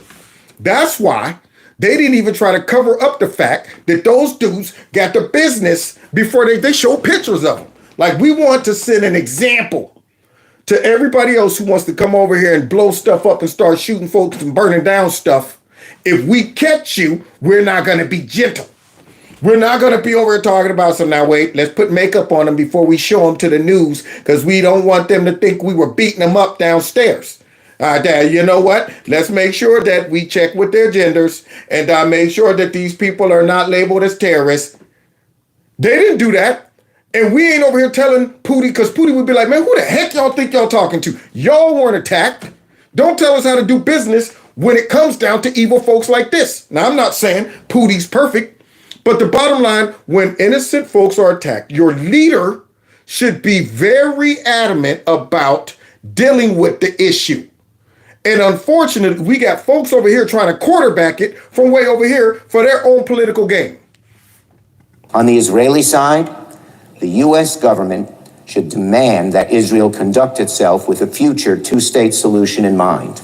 That right there, I'm done. That's why I said I am completely done with I've always been done with the Democrats for a long time now. But any Christian that just heard that statement right there, you must not know your Bible. If you say, well, you know what he's saying, that does line up with the scriptures. And I mean, you never know, because I definitely don't want to vote for the white nationalist who supported Israel. I don't want to vote for him. Definitely don't want to vote for that guy. So I'm going to go ahead and vote for these folks who are forsaking Israel. Listen to what he just said again. Conduct itself with a future to development of Arab countries to help rebuild something better and more sustainable. On the Israeli side, the U.S. government should demand that Israel conduct itself with a future 2-state solution in mind. I wish his teeth would shoot out of his mouth. Them dentures, I wish he would be talking and they all just shoot out right on that podium right there. So we should demand that Israel conduct itself. Oh, you know what? I don't want to drop out some meeky fickies and some filth, farm filth. But this bum, he's not even a lead. He's not a president. He's not a leader. Who are you? I mean, and you up here talking about we should demand. That sounds more of a threat to Israel than it is a threat to Hamas. This fool should be saying, we demand that Hamas give back those hostages. Heck, we ain't even finished our work over in Afghanistan. Your nasty butt should be demanding that creepy, sleepy, sleazy, slimy, sloppy Joe should be still going over there to make sure we got everybody out of Afghanistan. And you over here worried about Israel, talking about we should demand. Democrats and their arrogance. We should not be forced into a position of unequivocally supporting the actions of an Israeli government that include bigots who reject the idea of a Palestinian state. Wow. We should not be forced into a position to, so wait, you're trying to force Israel into a position of them accepting a 2-state solution, a ceasefire, even though the job ain't done, I mean, do you see what this fool is doing? It's crazy listening to what he's saying about Israel and not Hamas. That dude's the biggest sellout ever. I know I've talked about some sellouts during the time of my show, but I think I got a winner. I think this dude right now deserves the sellout award of the century. Boy, so now this fool got the nerve to say, no, we shouldn't be bullied into supporting. Include bigots. And look what the terms, see, they use the same tactics they've been using here in the United States. He's trying to implement that same Marxist bull crap that they use on Trump and on us over here. Bigots, extremists, radicals, all of that. Of unequivocally supporting the actions of an Israeli government conduct itself with a future two-state solution in mind. We should not be forced into a position of unequivocally supporting the actions of an Israeli government. So what are you saying? That's my thing. What's the alternative, Chucky? Up, Chuck? What's the alternative? Should we be like, well, you know what? Y'all putting us in a bad position, Israel, so we're going to side with Hamas. Yeah, that's what we're going to do. We're going to turn our back on Israel and watch God turn his back on the United States real quick. I mean, we can already feel that happening the more evil that the country gets as we're ran by radical evil leftist Marxists. We can feel that happening. We can feel it when we're watching churches bringing Fat Fanny, who's a Marxist herself, and giving her platforms to preach. And Democrats showing up in churches, talking about politics and white nationalism and pandering, and people celebrating. We can feel it. We can feel it when we see churches today. We're having a whole bunch of transgenders come in and all the kids come down that we're going to pray with the... We could feel it happening, but yet we still got some grace going on because of God's favor, all these praying folks over here, and our support of Israel. But if we kick Israel to the curb, don't think that there won't be biblical consequences for us. But this fool don't know that. He's a big fat sellout. That include bigots who reject the idea of a Palestinian state. Oh, you got to be a bigot to do that, right? Man, I'm telling you, man. Both feet up Chuck's butt. Both feet. That's how I feel. I want to be shot out of a rocket. Feet first. With Chuck tied up, Chuck's butt right up, so I can put both feet come shooting out of his mouth. That's how fast and hard I want to put my feet up this dude's butt. So now here he is talking about some bigots and same garbage, same smear tactics. So now you a bigot because you're going, these folks, we can't trust them. We got to be, it's no different than when we are concerned about terrorists coming across our border and these stupid folks talk about that's Islamophobic. You know what, you're bigots, you're this. And I'm going, no, we're realist. We're cautious. We're suspicious. We've been burned before. We're not dummies, but you're going to call us bigots. You're going to call us bigots, just like he's doing right here. Israel is a democracy. 5 months into this conflict, it is clear that Israelis need to take stock of the situation and ask, must we change course? At this critical juncture, I believe a new election is the only way to allow for a healthy and open decision-making process about the future of Israel. And that's why we're having one here too. But you don't believe in that, a new and open election, even though the people are vomiting up Joe Biden. No, you're okay with Trump being removed from ballots. And now here you are talking about a free and fair election from the Israelis because this is democracy. As you guys are trying to destroy our democracy. Yeah, everybody else should be having elections and stuff like that. Get rid of him. But not Trump. Not over here. We shouldn't have that. If we want a one-party rule over here, we want to stay in power. If the people don't like Democrats no more, we'll just import a whole bunch of other folks, rig elections, use the deep state and the fake news to stay in power. That's what we'll do as we're trying to force another regime change with one of our allies. using propaganda and lies, and Hamas is over there celebrating this. Thank you, Chuck. We couldn't have had a better spokesman. I know they're over there going, hey, look. Listen to your boy Chuck. Y'all hear Chuck? Hey, you know what I'm saying? This dude is a sellout. At a time when so many Israelis have lost their confidence in the vision and direction of their government. Just like here, so many patriots, so many American citizens have lost their confidence in the American government, and you ain't even worried about that. You ain't worried about that. Yeah, we done lost the confidence of their ability to keep the border safe, protect our economy, all of that stuff.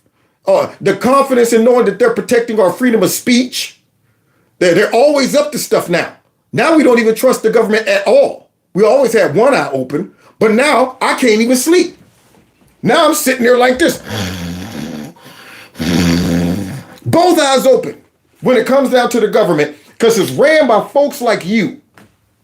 And yet he up here trying to say it's obvious that the Israeli people have lost their... How do you know that, Chuck? Have they told you that? Are you over in Israel? Or are you using the same propaganda that you use over here? Just gonna make it up.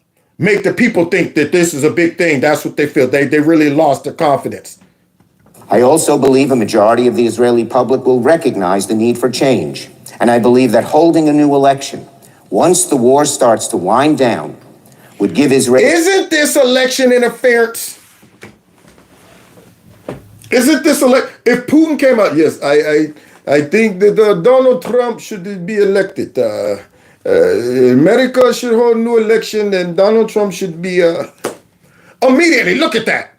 Putin's asking for regime change in here, and he's meddling in our elections. He's trying to influence the outcome. But yet this fool is on the floor of Congress calling for regime change in Israel.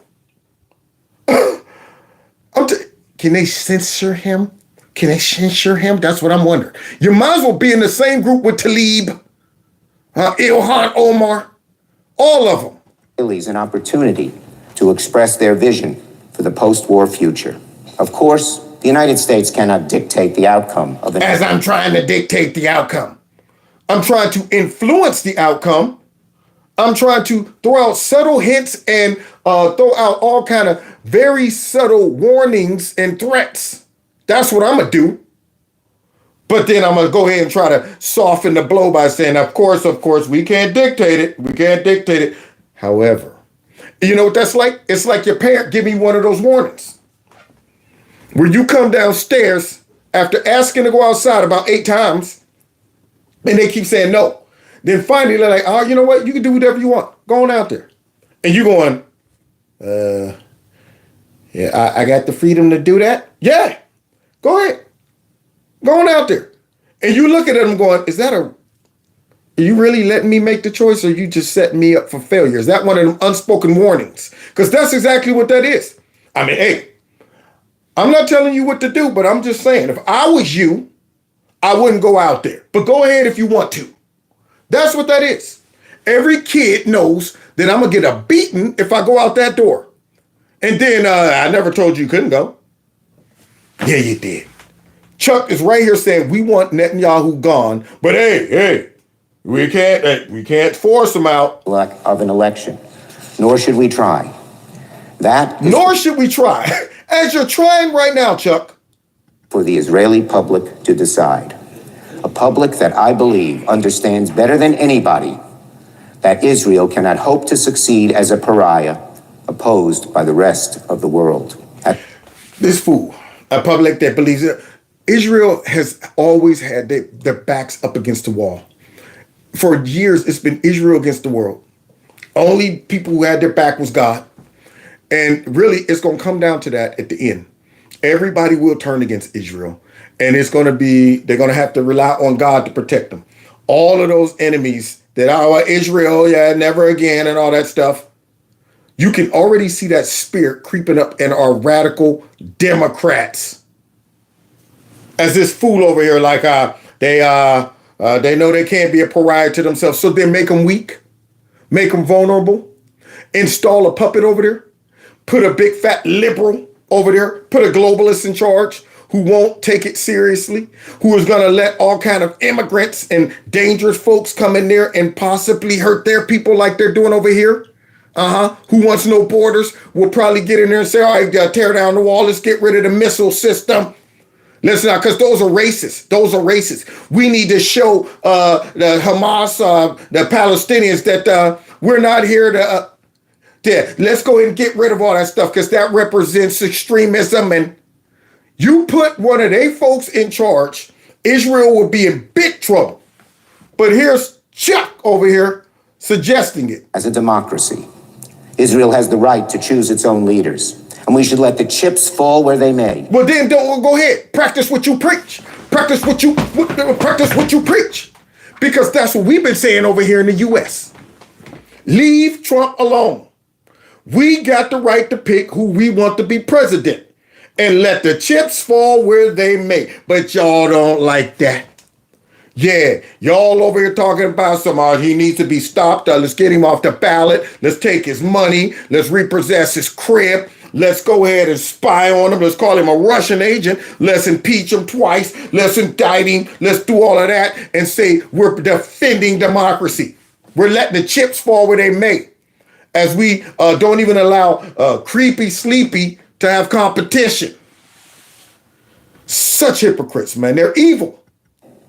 But the important thing is that Israelis are given a choice. There needs to be a fresh debate about the future of Israel after October 7th.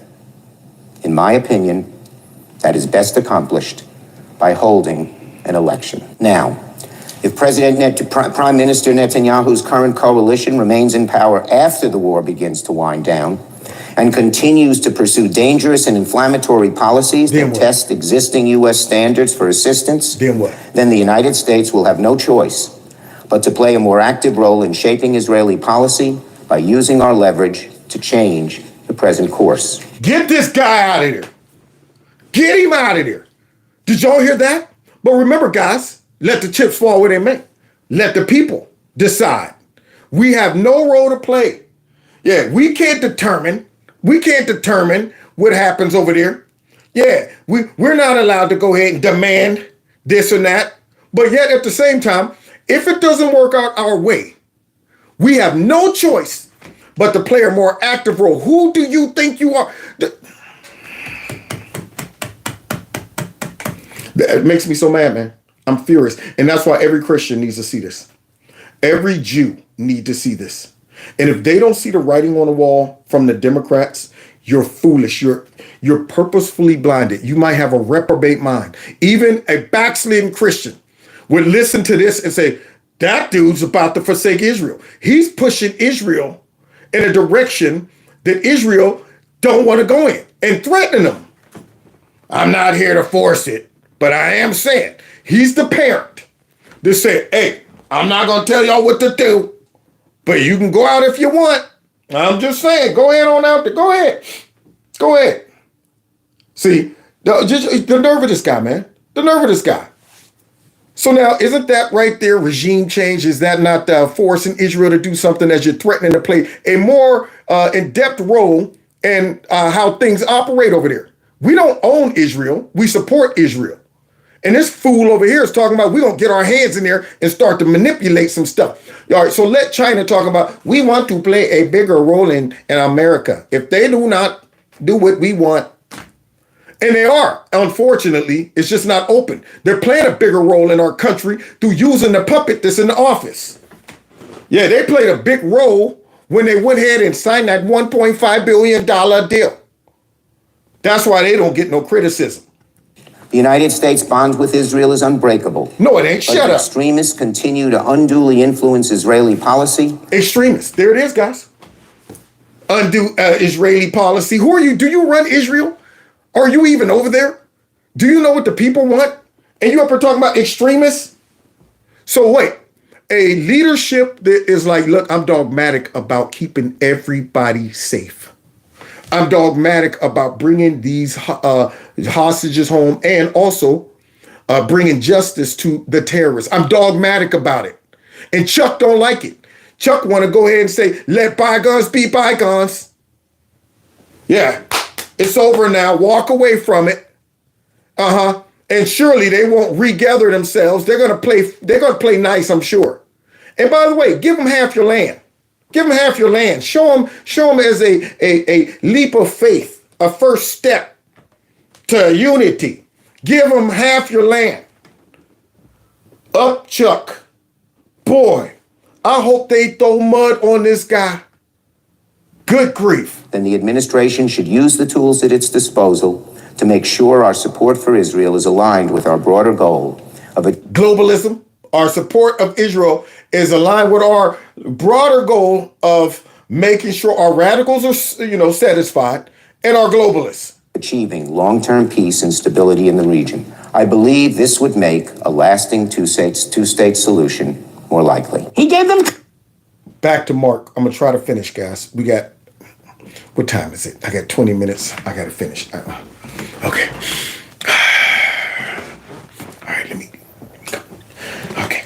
I'm gonna let Mark go ahead and rip Chuck before we go, because I refuse to push this out to a third episode. But watching that boiled my blood.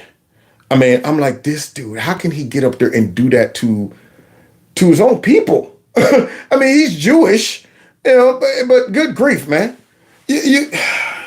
Anyway, let's go ahead. Mark, let him have it. Cover it. Now, what just happened? 19 Senate Democrats, you can see, urge Biden to publicize framework for establishing Palestinian state. So don't defeat Hamas, lose to Hamas. Don't stop Iran and their nuclear weapon.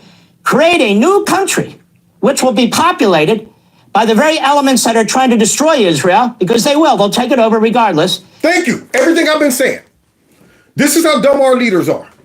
Or blinded by power or controlled by somebody else, to where they're willing to do that. And I'm saying, y'all don't see the writing on the wall?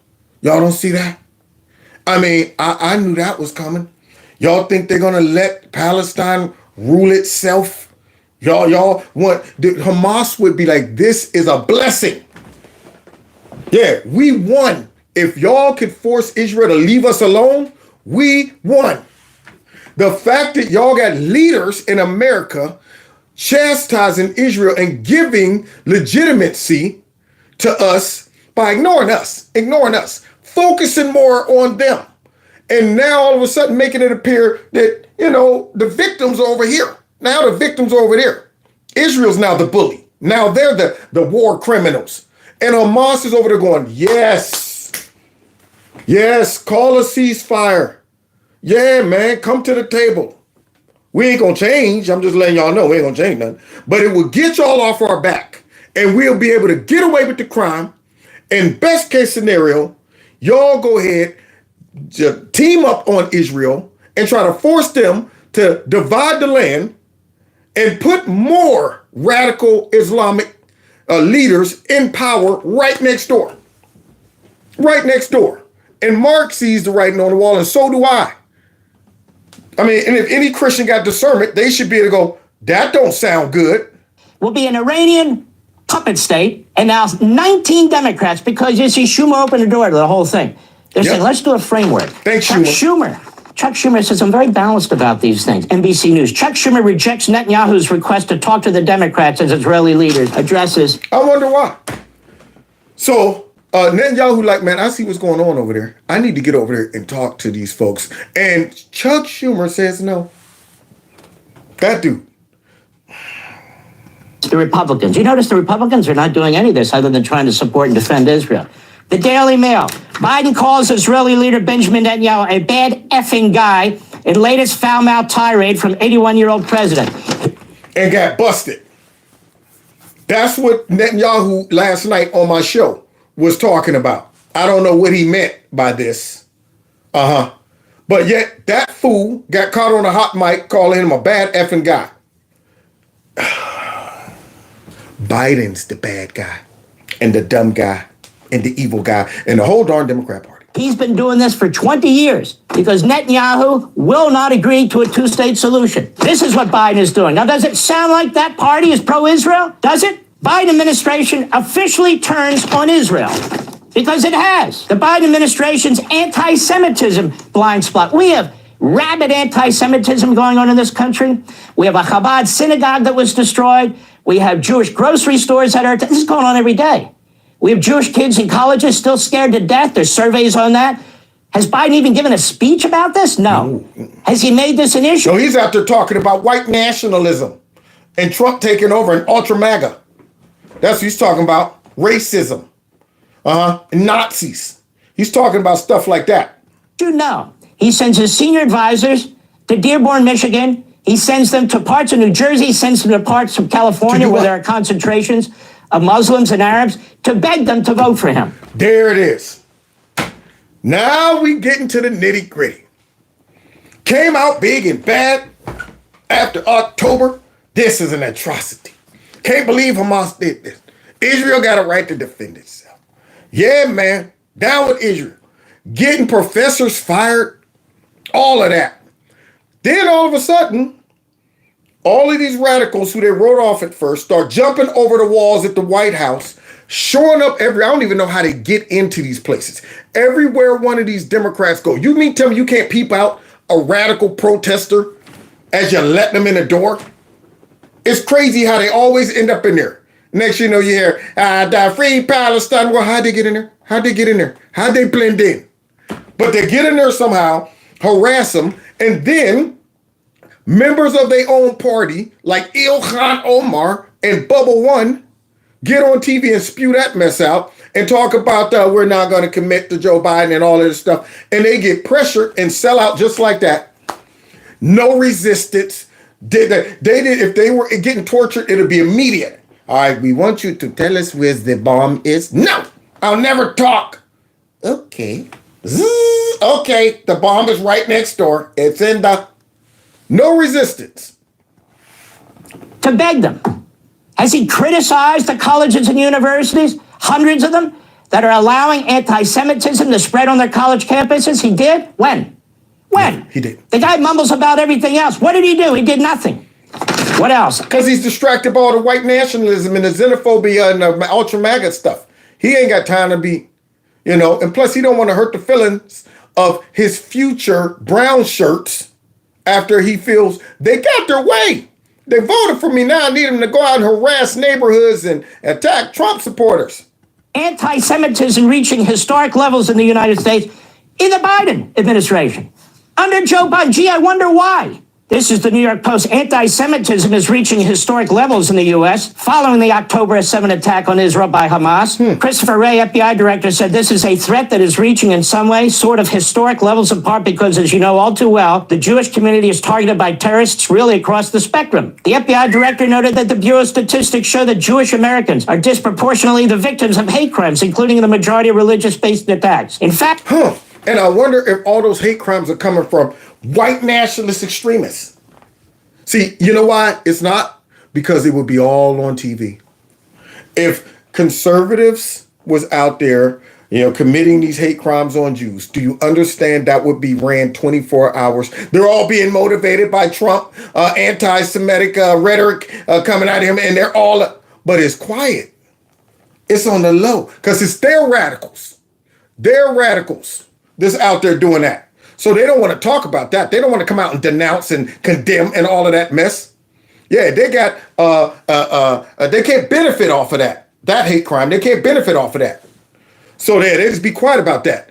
See, because normally conservatives support Israel. Most of conservatives, usually, even if they're not full-blown speaking in tongue Christians, they say, I support Christianity, the values of Christianity. I support Israel. I'm not going to go out there and be like the radicals and harass them. We're not moved that way.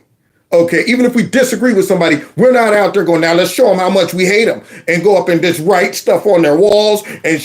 We're not that. The left operates like that. And that is why you don't hear nothing come out of the Biden administration or the Democrats.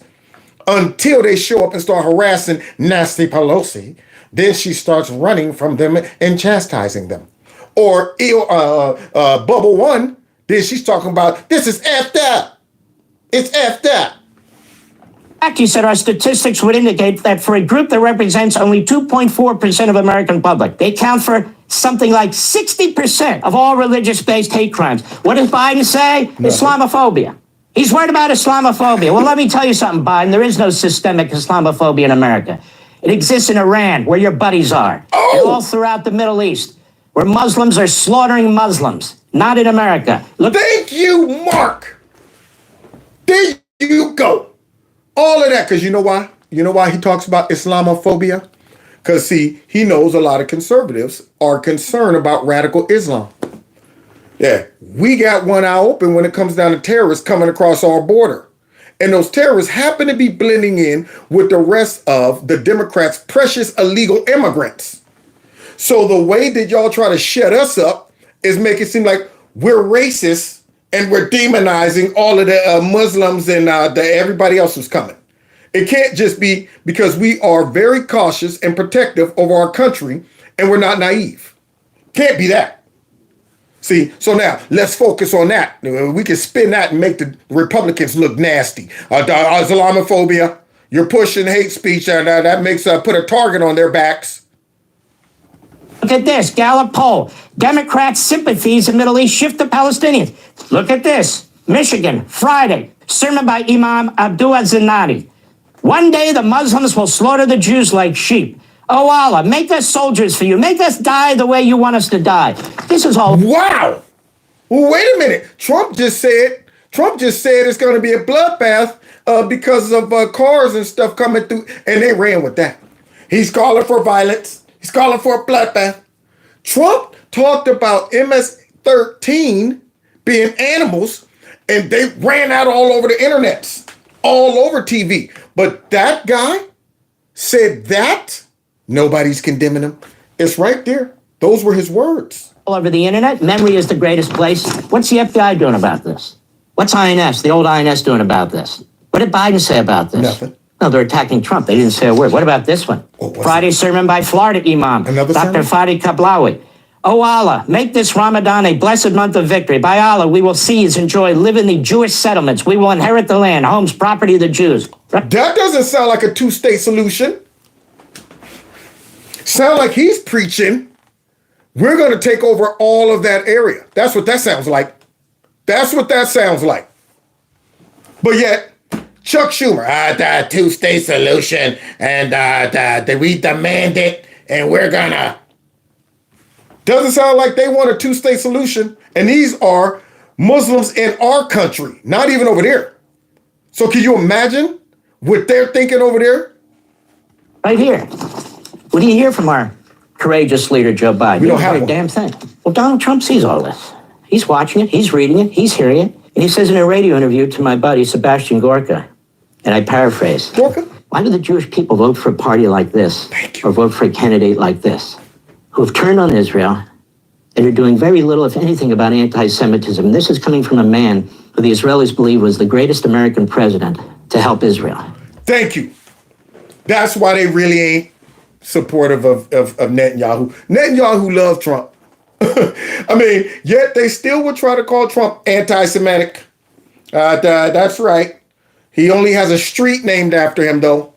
He only really got some peace going in the Middle East that we came in and blew it up. And he did it in hundreds of ways. He went after Iran. He went after the terrorists and the PLO. He cut them off financially. They were in a box. Iran was collapsing. He threw out funding for UNRWA. Iran was collapsing? And what did Joe come in? Wait, don't collapse. I'm throwing you a lifeline.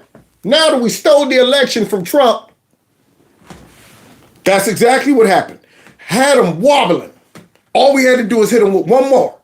And then these fools come in. Here's a couple $1 million for you guys, a couple billion. Because he saw what that was doing too. He put in place the Teller Force Law, which prevented any American money going to the PLO as long as they continued to support terrorism. And yet, they say Trump didn't have good foreign policy. See, they will still tell you that Trump loved dictators. Look at all the results. Look at all the things he did when it comes down to how he handled Russia, how tough he was on Russia, how smart he was dealing with North Korea and Russia and Syria and Iran. He was extremely smart dealing with these people, and they knew it. And then you get the dummies in who claim, well, that we're respected now on the world stage. Let's give a whole bunch of money to terrorist countries and then dump a whole bunch of money down the drain in Ukraine. That's where it's going. It's down the drain in Ukraine. Yeah, let's go ahead and leave a lot of equipment over there in Afghanistan. Surely the Taliban won't come back in and take over because there's trained soldiers over there. It's trained what? They already done took over and I haven't even finished my speech. And use that money to give pensions to the families of terrorists. He did so many things, the Abraham Accords, and on and on and on. But he's the white nationalist. So you Christians, after hearing his resume of how he supported Israel and then watching how these fools are forsaking Israel, threatening Israel, supporting pretty much radical Islamic terrorists, hey, what are you going to do? You're going to go down there and say, well, surely I don't care what Trump did. I don't care what his policies are and how they support my religious beliefs. I'm not voting for that white nationalist. I'm going to go vote for Biden. And now they dare call him an anti-Semite because Dana Bash and Chuck Schumer's effort to divert attention. Let me explain something to Dana Bash and Chuck Schumer and reprobates of their sort. Yeah, they're we don't reprobates. owe loyalty to the Democrat Party. None of us. Why the hell would we? No. Whether you're Jewish or black, the history of the Democrat Party is one of evil. Oh, as we close, Mark, bring it all together. Yes, I wanted to crescendo up like this. So let me get this straight. Black folks too? So Mark, you bringing us all together now. You ain't just focusing on the Jews. See, because now Christians, black folk, and others, the Democrat Party is what? Oh, this is beautiful. This is beautiful. Is what? The history of the Democrat Party is one of evil. Evil. It's one of racism. It's one of segregation. Yes. It's one of anti-Semitism, limiting the number of Jews who could come to the United States. The 1930s and 40s who wound up in gas chambers. They don't get to rewrite American history. But they try. They try. And if we don't win, they will. That's the scary part about it. Between them and the fake news, they will rewrite history. Trump will go down as a man who tried to overthrow the government, and he was so close to a coup. It was worse than 9/11 and World War I, II, and III, and 4, and 5, and 6 put together. Wars that haven't even taken place, but January 6th was worse. They will rewrite that mess. White nationalists and xenophobes and homophobes try to stop kids from the gender-affirming care. We get to push back. When Donald Trump says, wait a minute, why would you vote for a Democrat Party given what they're doing? And I just showed you just a little bit of it. How they... And y'all need to show this to all your Christian friends who vote for Democrats and Jewish friends and black folks. Obviously have turned on Israel and are betraying Israel. And in our own country, are embracing, promoting, and seeking the votes of people who listen, not all people, but too many people. The river to the sea, the people carrying the flags with the swastika, the people going into the mosque where these imams in the United States of America are preaching the extinction of Jews in the United States and elsewhere. Yeah, right here in our country, the extinction of them. I mean, this is fascinating. Right here in the country, how about that? Yeah, so it's a good thing. Right over here, just preaching it. We're going to eliminate them, or we're going to take their land. Right, okay. Everybody say, wassalamu alaikum. He's sending senior advisors to get votes in these various areas, and he turns on Israel, betrays Israel, undermines Netanyahu publicly. What do you think Hamas thinks of this, or Iran? They love it. Why? Because here's the truth. Uh-oh. We talked about it before, so I won't belabor the point. Please. From the tablet, The Realignment by Michael Duran and Tony Badron. Page after page of what Obama wanted, Blinken who worked for Obama, now Biden who worked with Obama. What did they do? They came into office. What did they do? They removed sanctions on Iran's energy sector, automotive industry, financial services, banking industry, and ports to eliminate, in other words, all the most significant economic sanctions ever imposed on Iran by Donald Trump. Wow. So now we get into it, y'all. Obama in the background. Yep, the realignment. The plot was in. Yeah, now they're working it through the puppet. So let me understand. A radical terrorist country that you shouldn't be giving a dime to. You find a way to give them millions of dollars, relieve sanctions, and give them a lifeline. after they was in the hospital like beep, beep, beep. Why would you do that? I don't care of all the excuses. You know what? We want to show them that we're reaching out as an olive branch, and now we owe them that money. It's their money. No. Once you commit to terrorism, all bets are off. Once you start using money to fund terrorists, all bets are off. Sorry, we'll hold on to the money until you change your ways. But they came up with all kinds of excuses to unleash unlimited resources to Iran. And Iran is emboldened, back up on their feet, and doing the same stuff we all knew that they would do. The realignment. Why did they do that? The president's ultimate goal, wrote Malley, this is the guy now who's under investigation for violating our classified documents laws, was to help the Middle East find a more stable balance of power that would make it less dependent on direct U.S. interference or protection. And how do they plan to do that, America? Build up Iran, who they never badmouth. Never. They never attack, even they killed 3 of our soldiers who are funding all this. Biden's funding Iran. Here. Biden's funding Iran. Just giving money to them. Wait till you hear this, guys, as we close. Yeah, see, I didn't even know this. Y'all ready for the punchline? This is how dumb we are. But I'm glad that anybody watching this video will know that, wait a minute, I can't believe we're doing this. I can't believe we're supporting this. I think we should all stop paying taxes, period. Listen to this. Here, another piece. Iran sponsored the October 7 massacre. America paid for it. By that, they mean Biden. Iran has actually received more money than Ukraine. Y'all hear that? State-sponsored terrorism.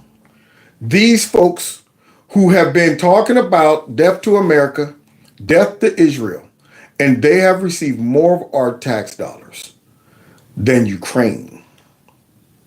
And folks are going out and voting for these people. As a result of Biden's direct and indirect agreement to fund that regime. And at the same time, they were attacking Benjamin Netanyahu publicly and privately. Another $10 billion flowed into Iran. The Democrat Party is not only betraying America, it's not only betraying the Black community, the Hispanic community, the Asian community, and all other communities. Look, America, listen, America, every day they're betraying Israel and betraying the Jews. We used to say never again. Well, apparently it's again. They have all these little Kristallnachts going on in the United States of America, and Joe Biden's begging for votes in communities that hate the state of Israel. That's what he's doing. If you're Jewish and you vote Democrat for Schumer or Bernie Sanders, or you vote for an AOC or a Talib or a party, an organization that has made its position known, despite the best efforts of its propagandists and the media, you're destroying yourselves. You're destroying this country. You're destroying other countries, including the country of Israel. Boy, that was beautiful, Mark. Beautiful. I had to fight through the last part, not come in and interrupting. But that is so true. And he included a whole bunch of other groups of people. It's not just the Jews. It's not just Christians. Yeah, it's Black, white, Asian, any American, man. Any American outside of a direct politician within the Democrat Party. They should only have votes for Biden just within their party. Yeah, just the Democrat congressmen and women should be the only votes for Biden. Every other free citizen that is not a politician, a Democrat politician, they shouldn't vote for the Democrats. It should be like, all right, we only got, 3,000 votes for President Biden? That's every Democrat politician around the U.S.? So wait, let me get this straight. No regular citizen voted for the Democrats? Because their policies hurt all of us. They've done a great job with marketing and PR and propaganda and gaslighting. And look at all the dirt they're doing behind closed doors. Even with Iran, as they're chastising Netanyahu, asking for regime change and talking about we're going to have to make some changes if you don't play ball and we're looking into war crimes and all of that stuff. And yet funneling billions of dollars to Iran.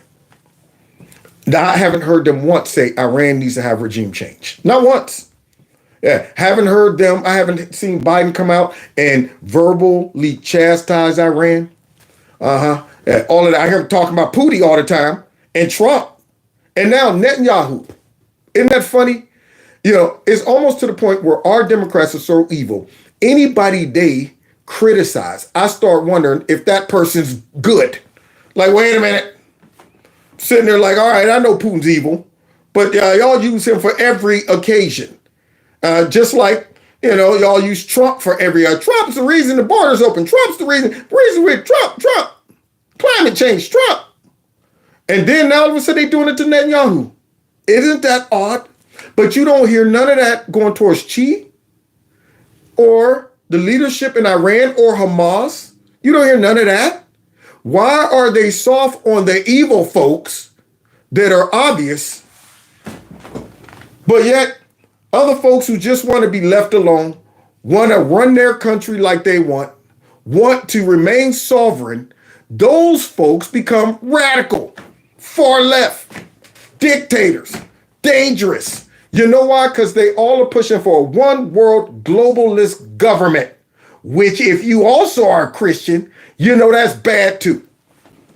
So when you see these Democrats sitting over there Davosing at the G7, propped up with the evil emperor coming out, talking about, yes, we must make everybody eat crickets, and globalism is the way. And they ain't saying nothing. Yeah, go on out there and vote for them. Take us right in to the end time prophecies. Whereas what did Trump do over there at that G7 when they tried to sneak him in the back? For all the Christians that know that at the end days, we will become a one world government. What did Trump do when they tried to suggest that to him? He said, give me a second for 1 second. Okay, y'all gonna give, don't go nowhere. Don't go nowhere, okay? All right, I'm gonna think about it. Let me go. I gotta go ahead and say something, okay? Went right out to the mic and exposed all those evil, powerful globalists and said, these folks in the back want me to surrender American sovereignty over to them. We will never become a globalist country. They need to take care of their own countries and we'll do ours. Every Christian should have applauded that. Like, wow. But yet Hillary, Biden, all of them, they snuggle up over there. I saw Biden sleeping over there, but when he wasn't sleeping, he's sitting up in there listening to Schwab's right-hand man who's bragging about software that will control the minds of the population. We, the 1%, will be able to control people's thoughts and their emotions and their likes and dislikes. And Biden's raggedy butt sitting up in there. And I'm saying, get up and say something. Get up and say, not in our country. You won't be pushing that mess. Nope, not him. Because he's funky and evil. Sorry, I done went way over my time. Jeez, oh, man. But I had to get it off my chest, man. You know how bad I had to fight another set tonight? I had a funnier set, a little more relaxed. I was like, ooh, that's going to be fun to talk about. But I was like, God, I can't let it go. Can't let it go. I got to go ahead and finish this. Finish what I started, exposing these folks. So share this video, please. I am uploading 2 videos. I'm uploading another montage exposing something, dealing with all of the violence that's coming out of illegal immigrants that they're still gaslighting us about, saying that no. There's no violence coming out of illegal immigrants. No. Let them go. Yeah, they're undocumented. Yeah, I got a montage I'm gonna upload for that. So you can just share that with your friends. Then a clip out of last night's live show right at the end. I'm chopping that up and I'm uploading it as a standalone tonight as well. So you'll have 2 fresh new videos uploaded. And then tomorrow I'll be back at 7 o'clock. And I think I've totally exhausted myself tonight. After I got done now, I'm like, oh God, I've exerted all of my energy. Pray for Kevin. The virtue has went out. Oh boy. So thanks for hanging out with me tonight. Don't forget to hit that like button, share my videos. Follow me on Truth Social. Please do. And let me see, did I miss anything? Truth Social, Rumble. If you want to support the channel, there's a link for my fundraiser and check out the corner store. Other than that, guys, I'm going to collapse right now. That's what I need. I need to go in this collapse right now. So God bless y'all. God bless America. See y'all tomorrow. Somebody said I shared on X. That's what I'm talking about. Please do share this video. of me digging into it. This is awesome.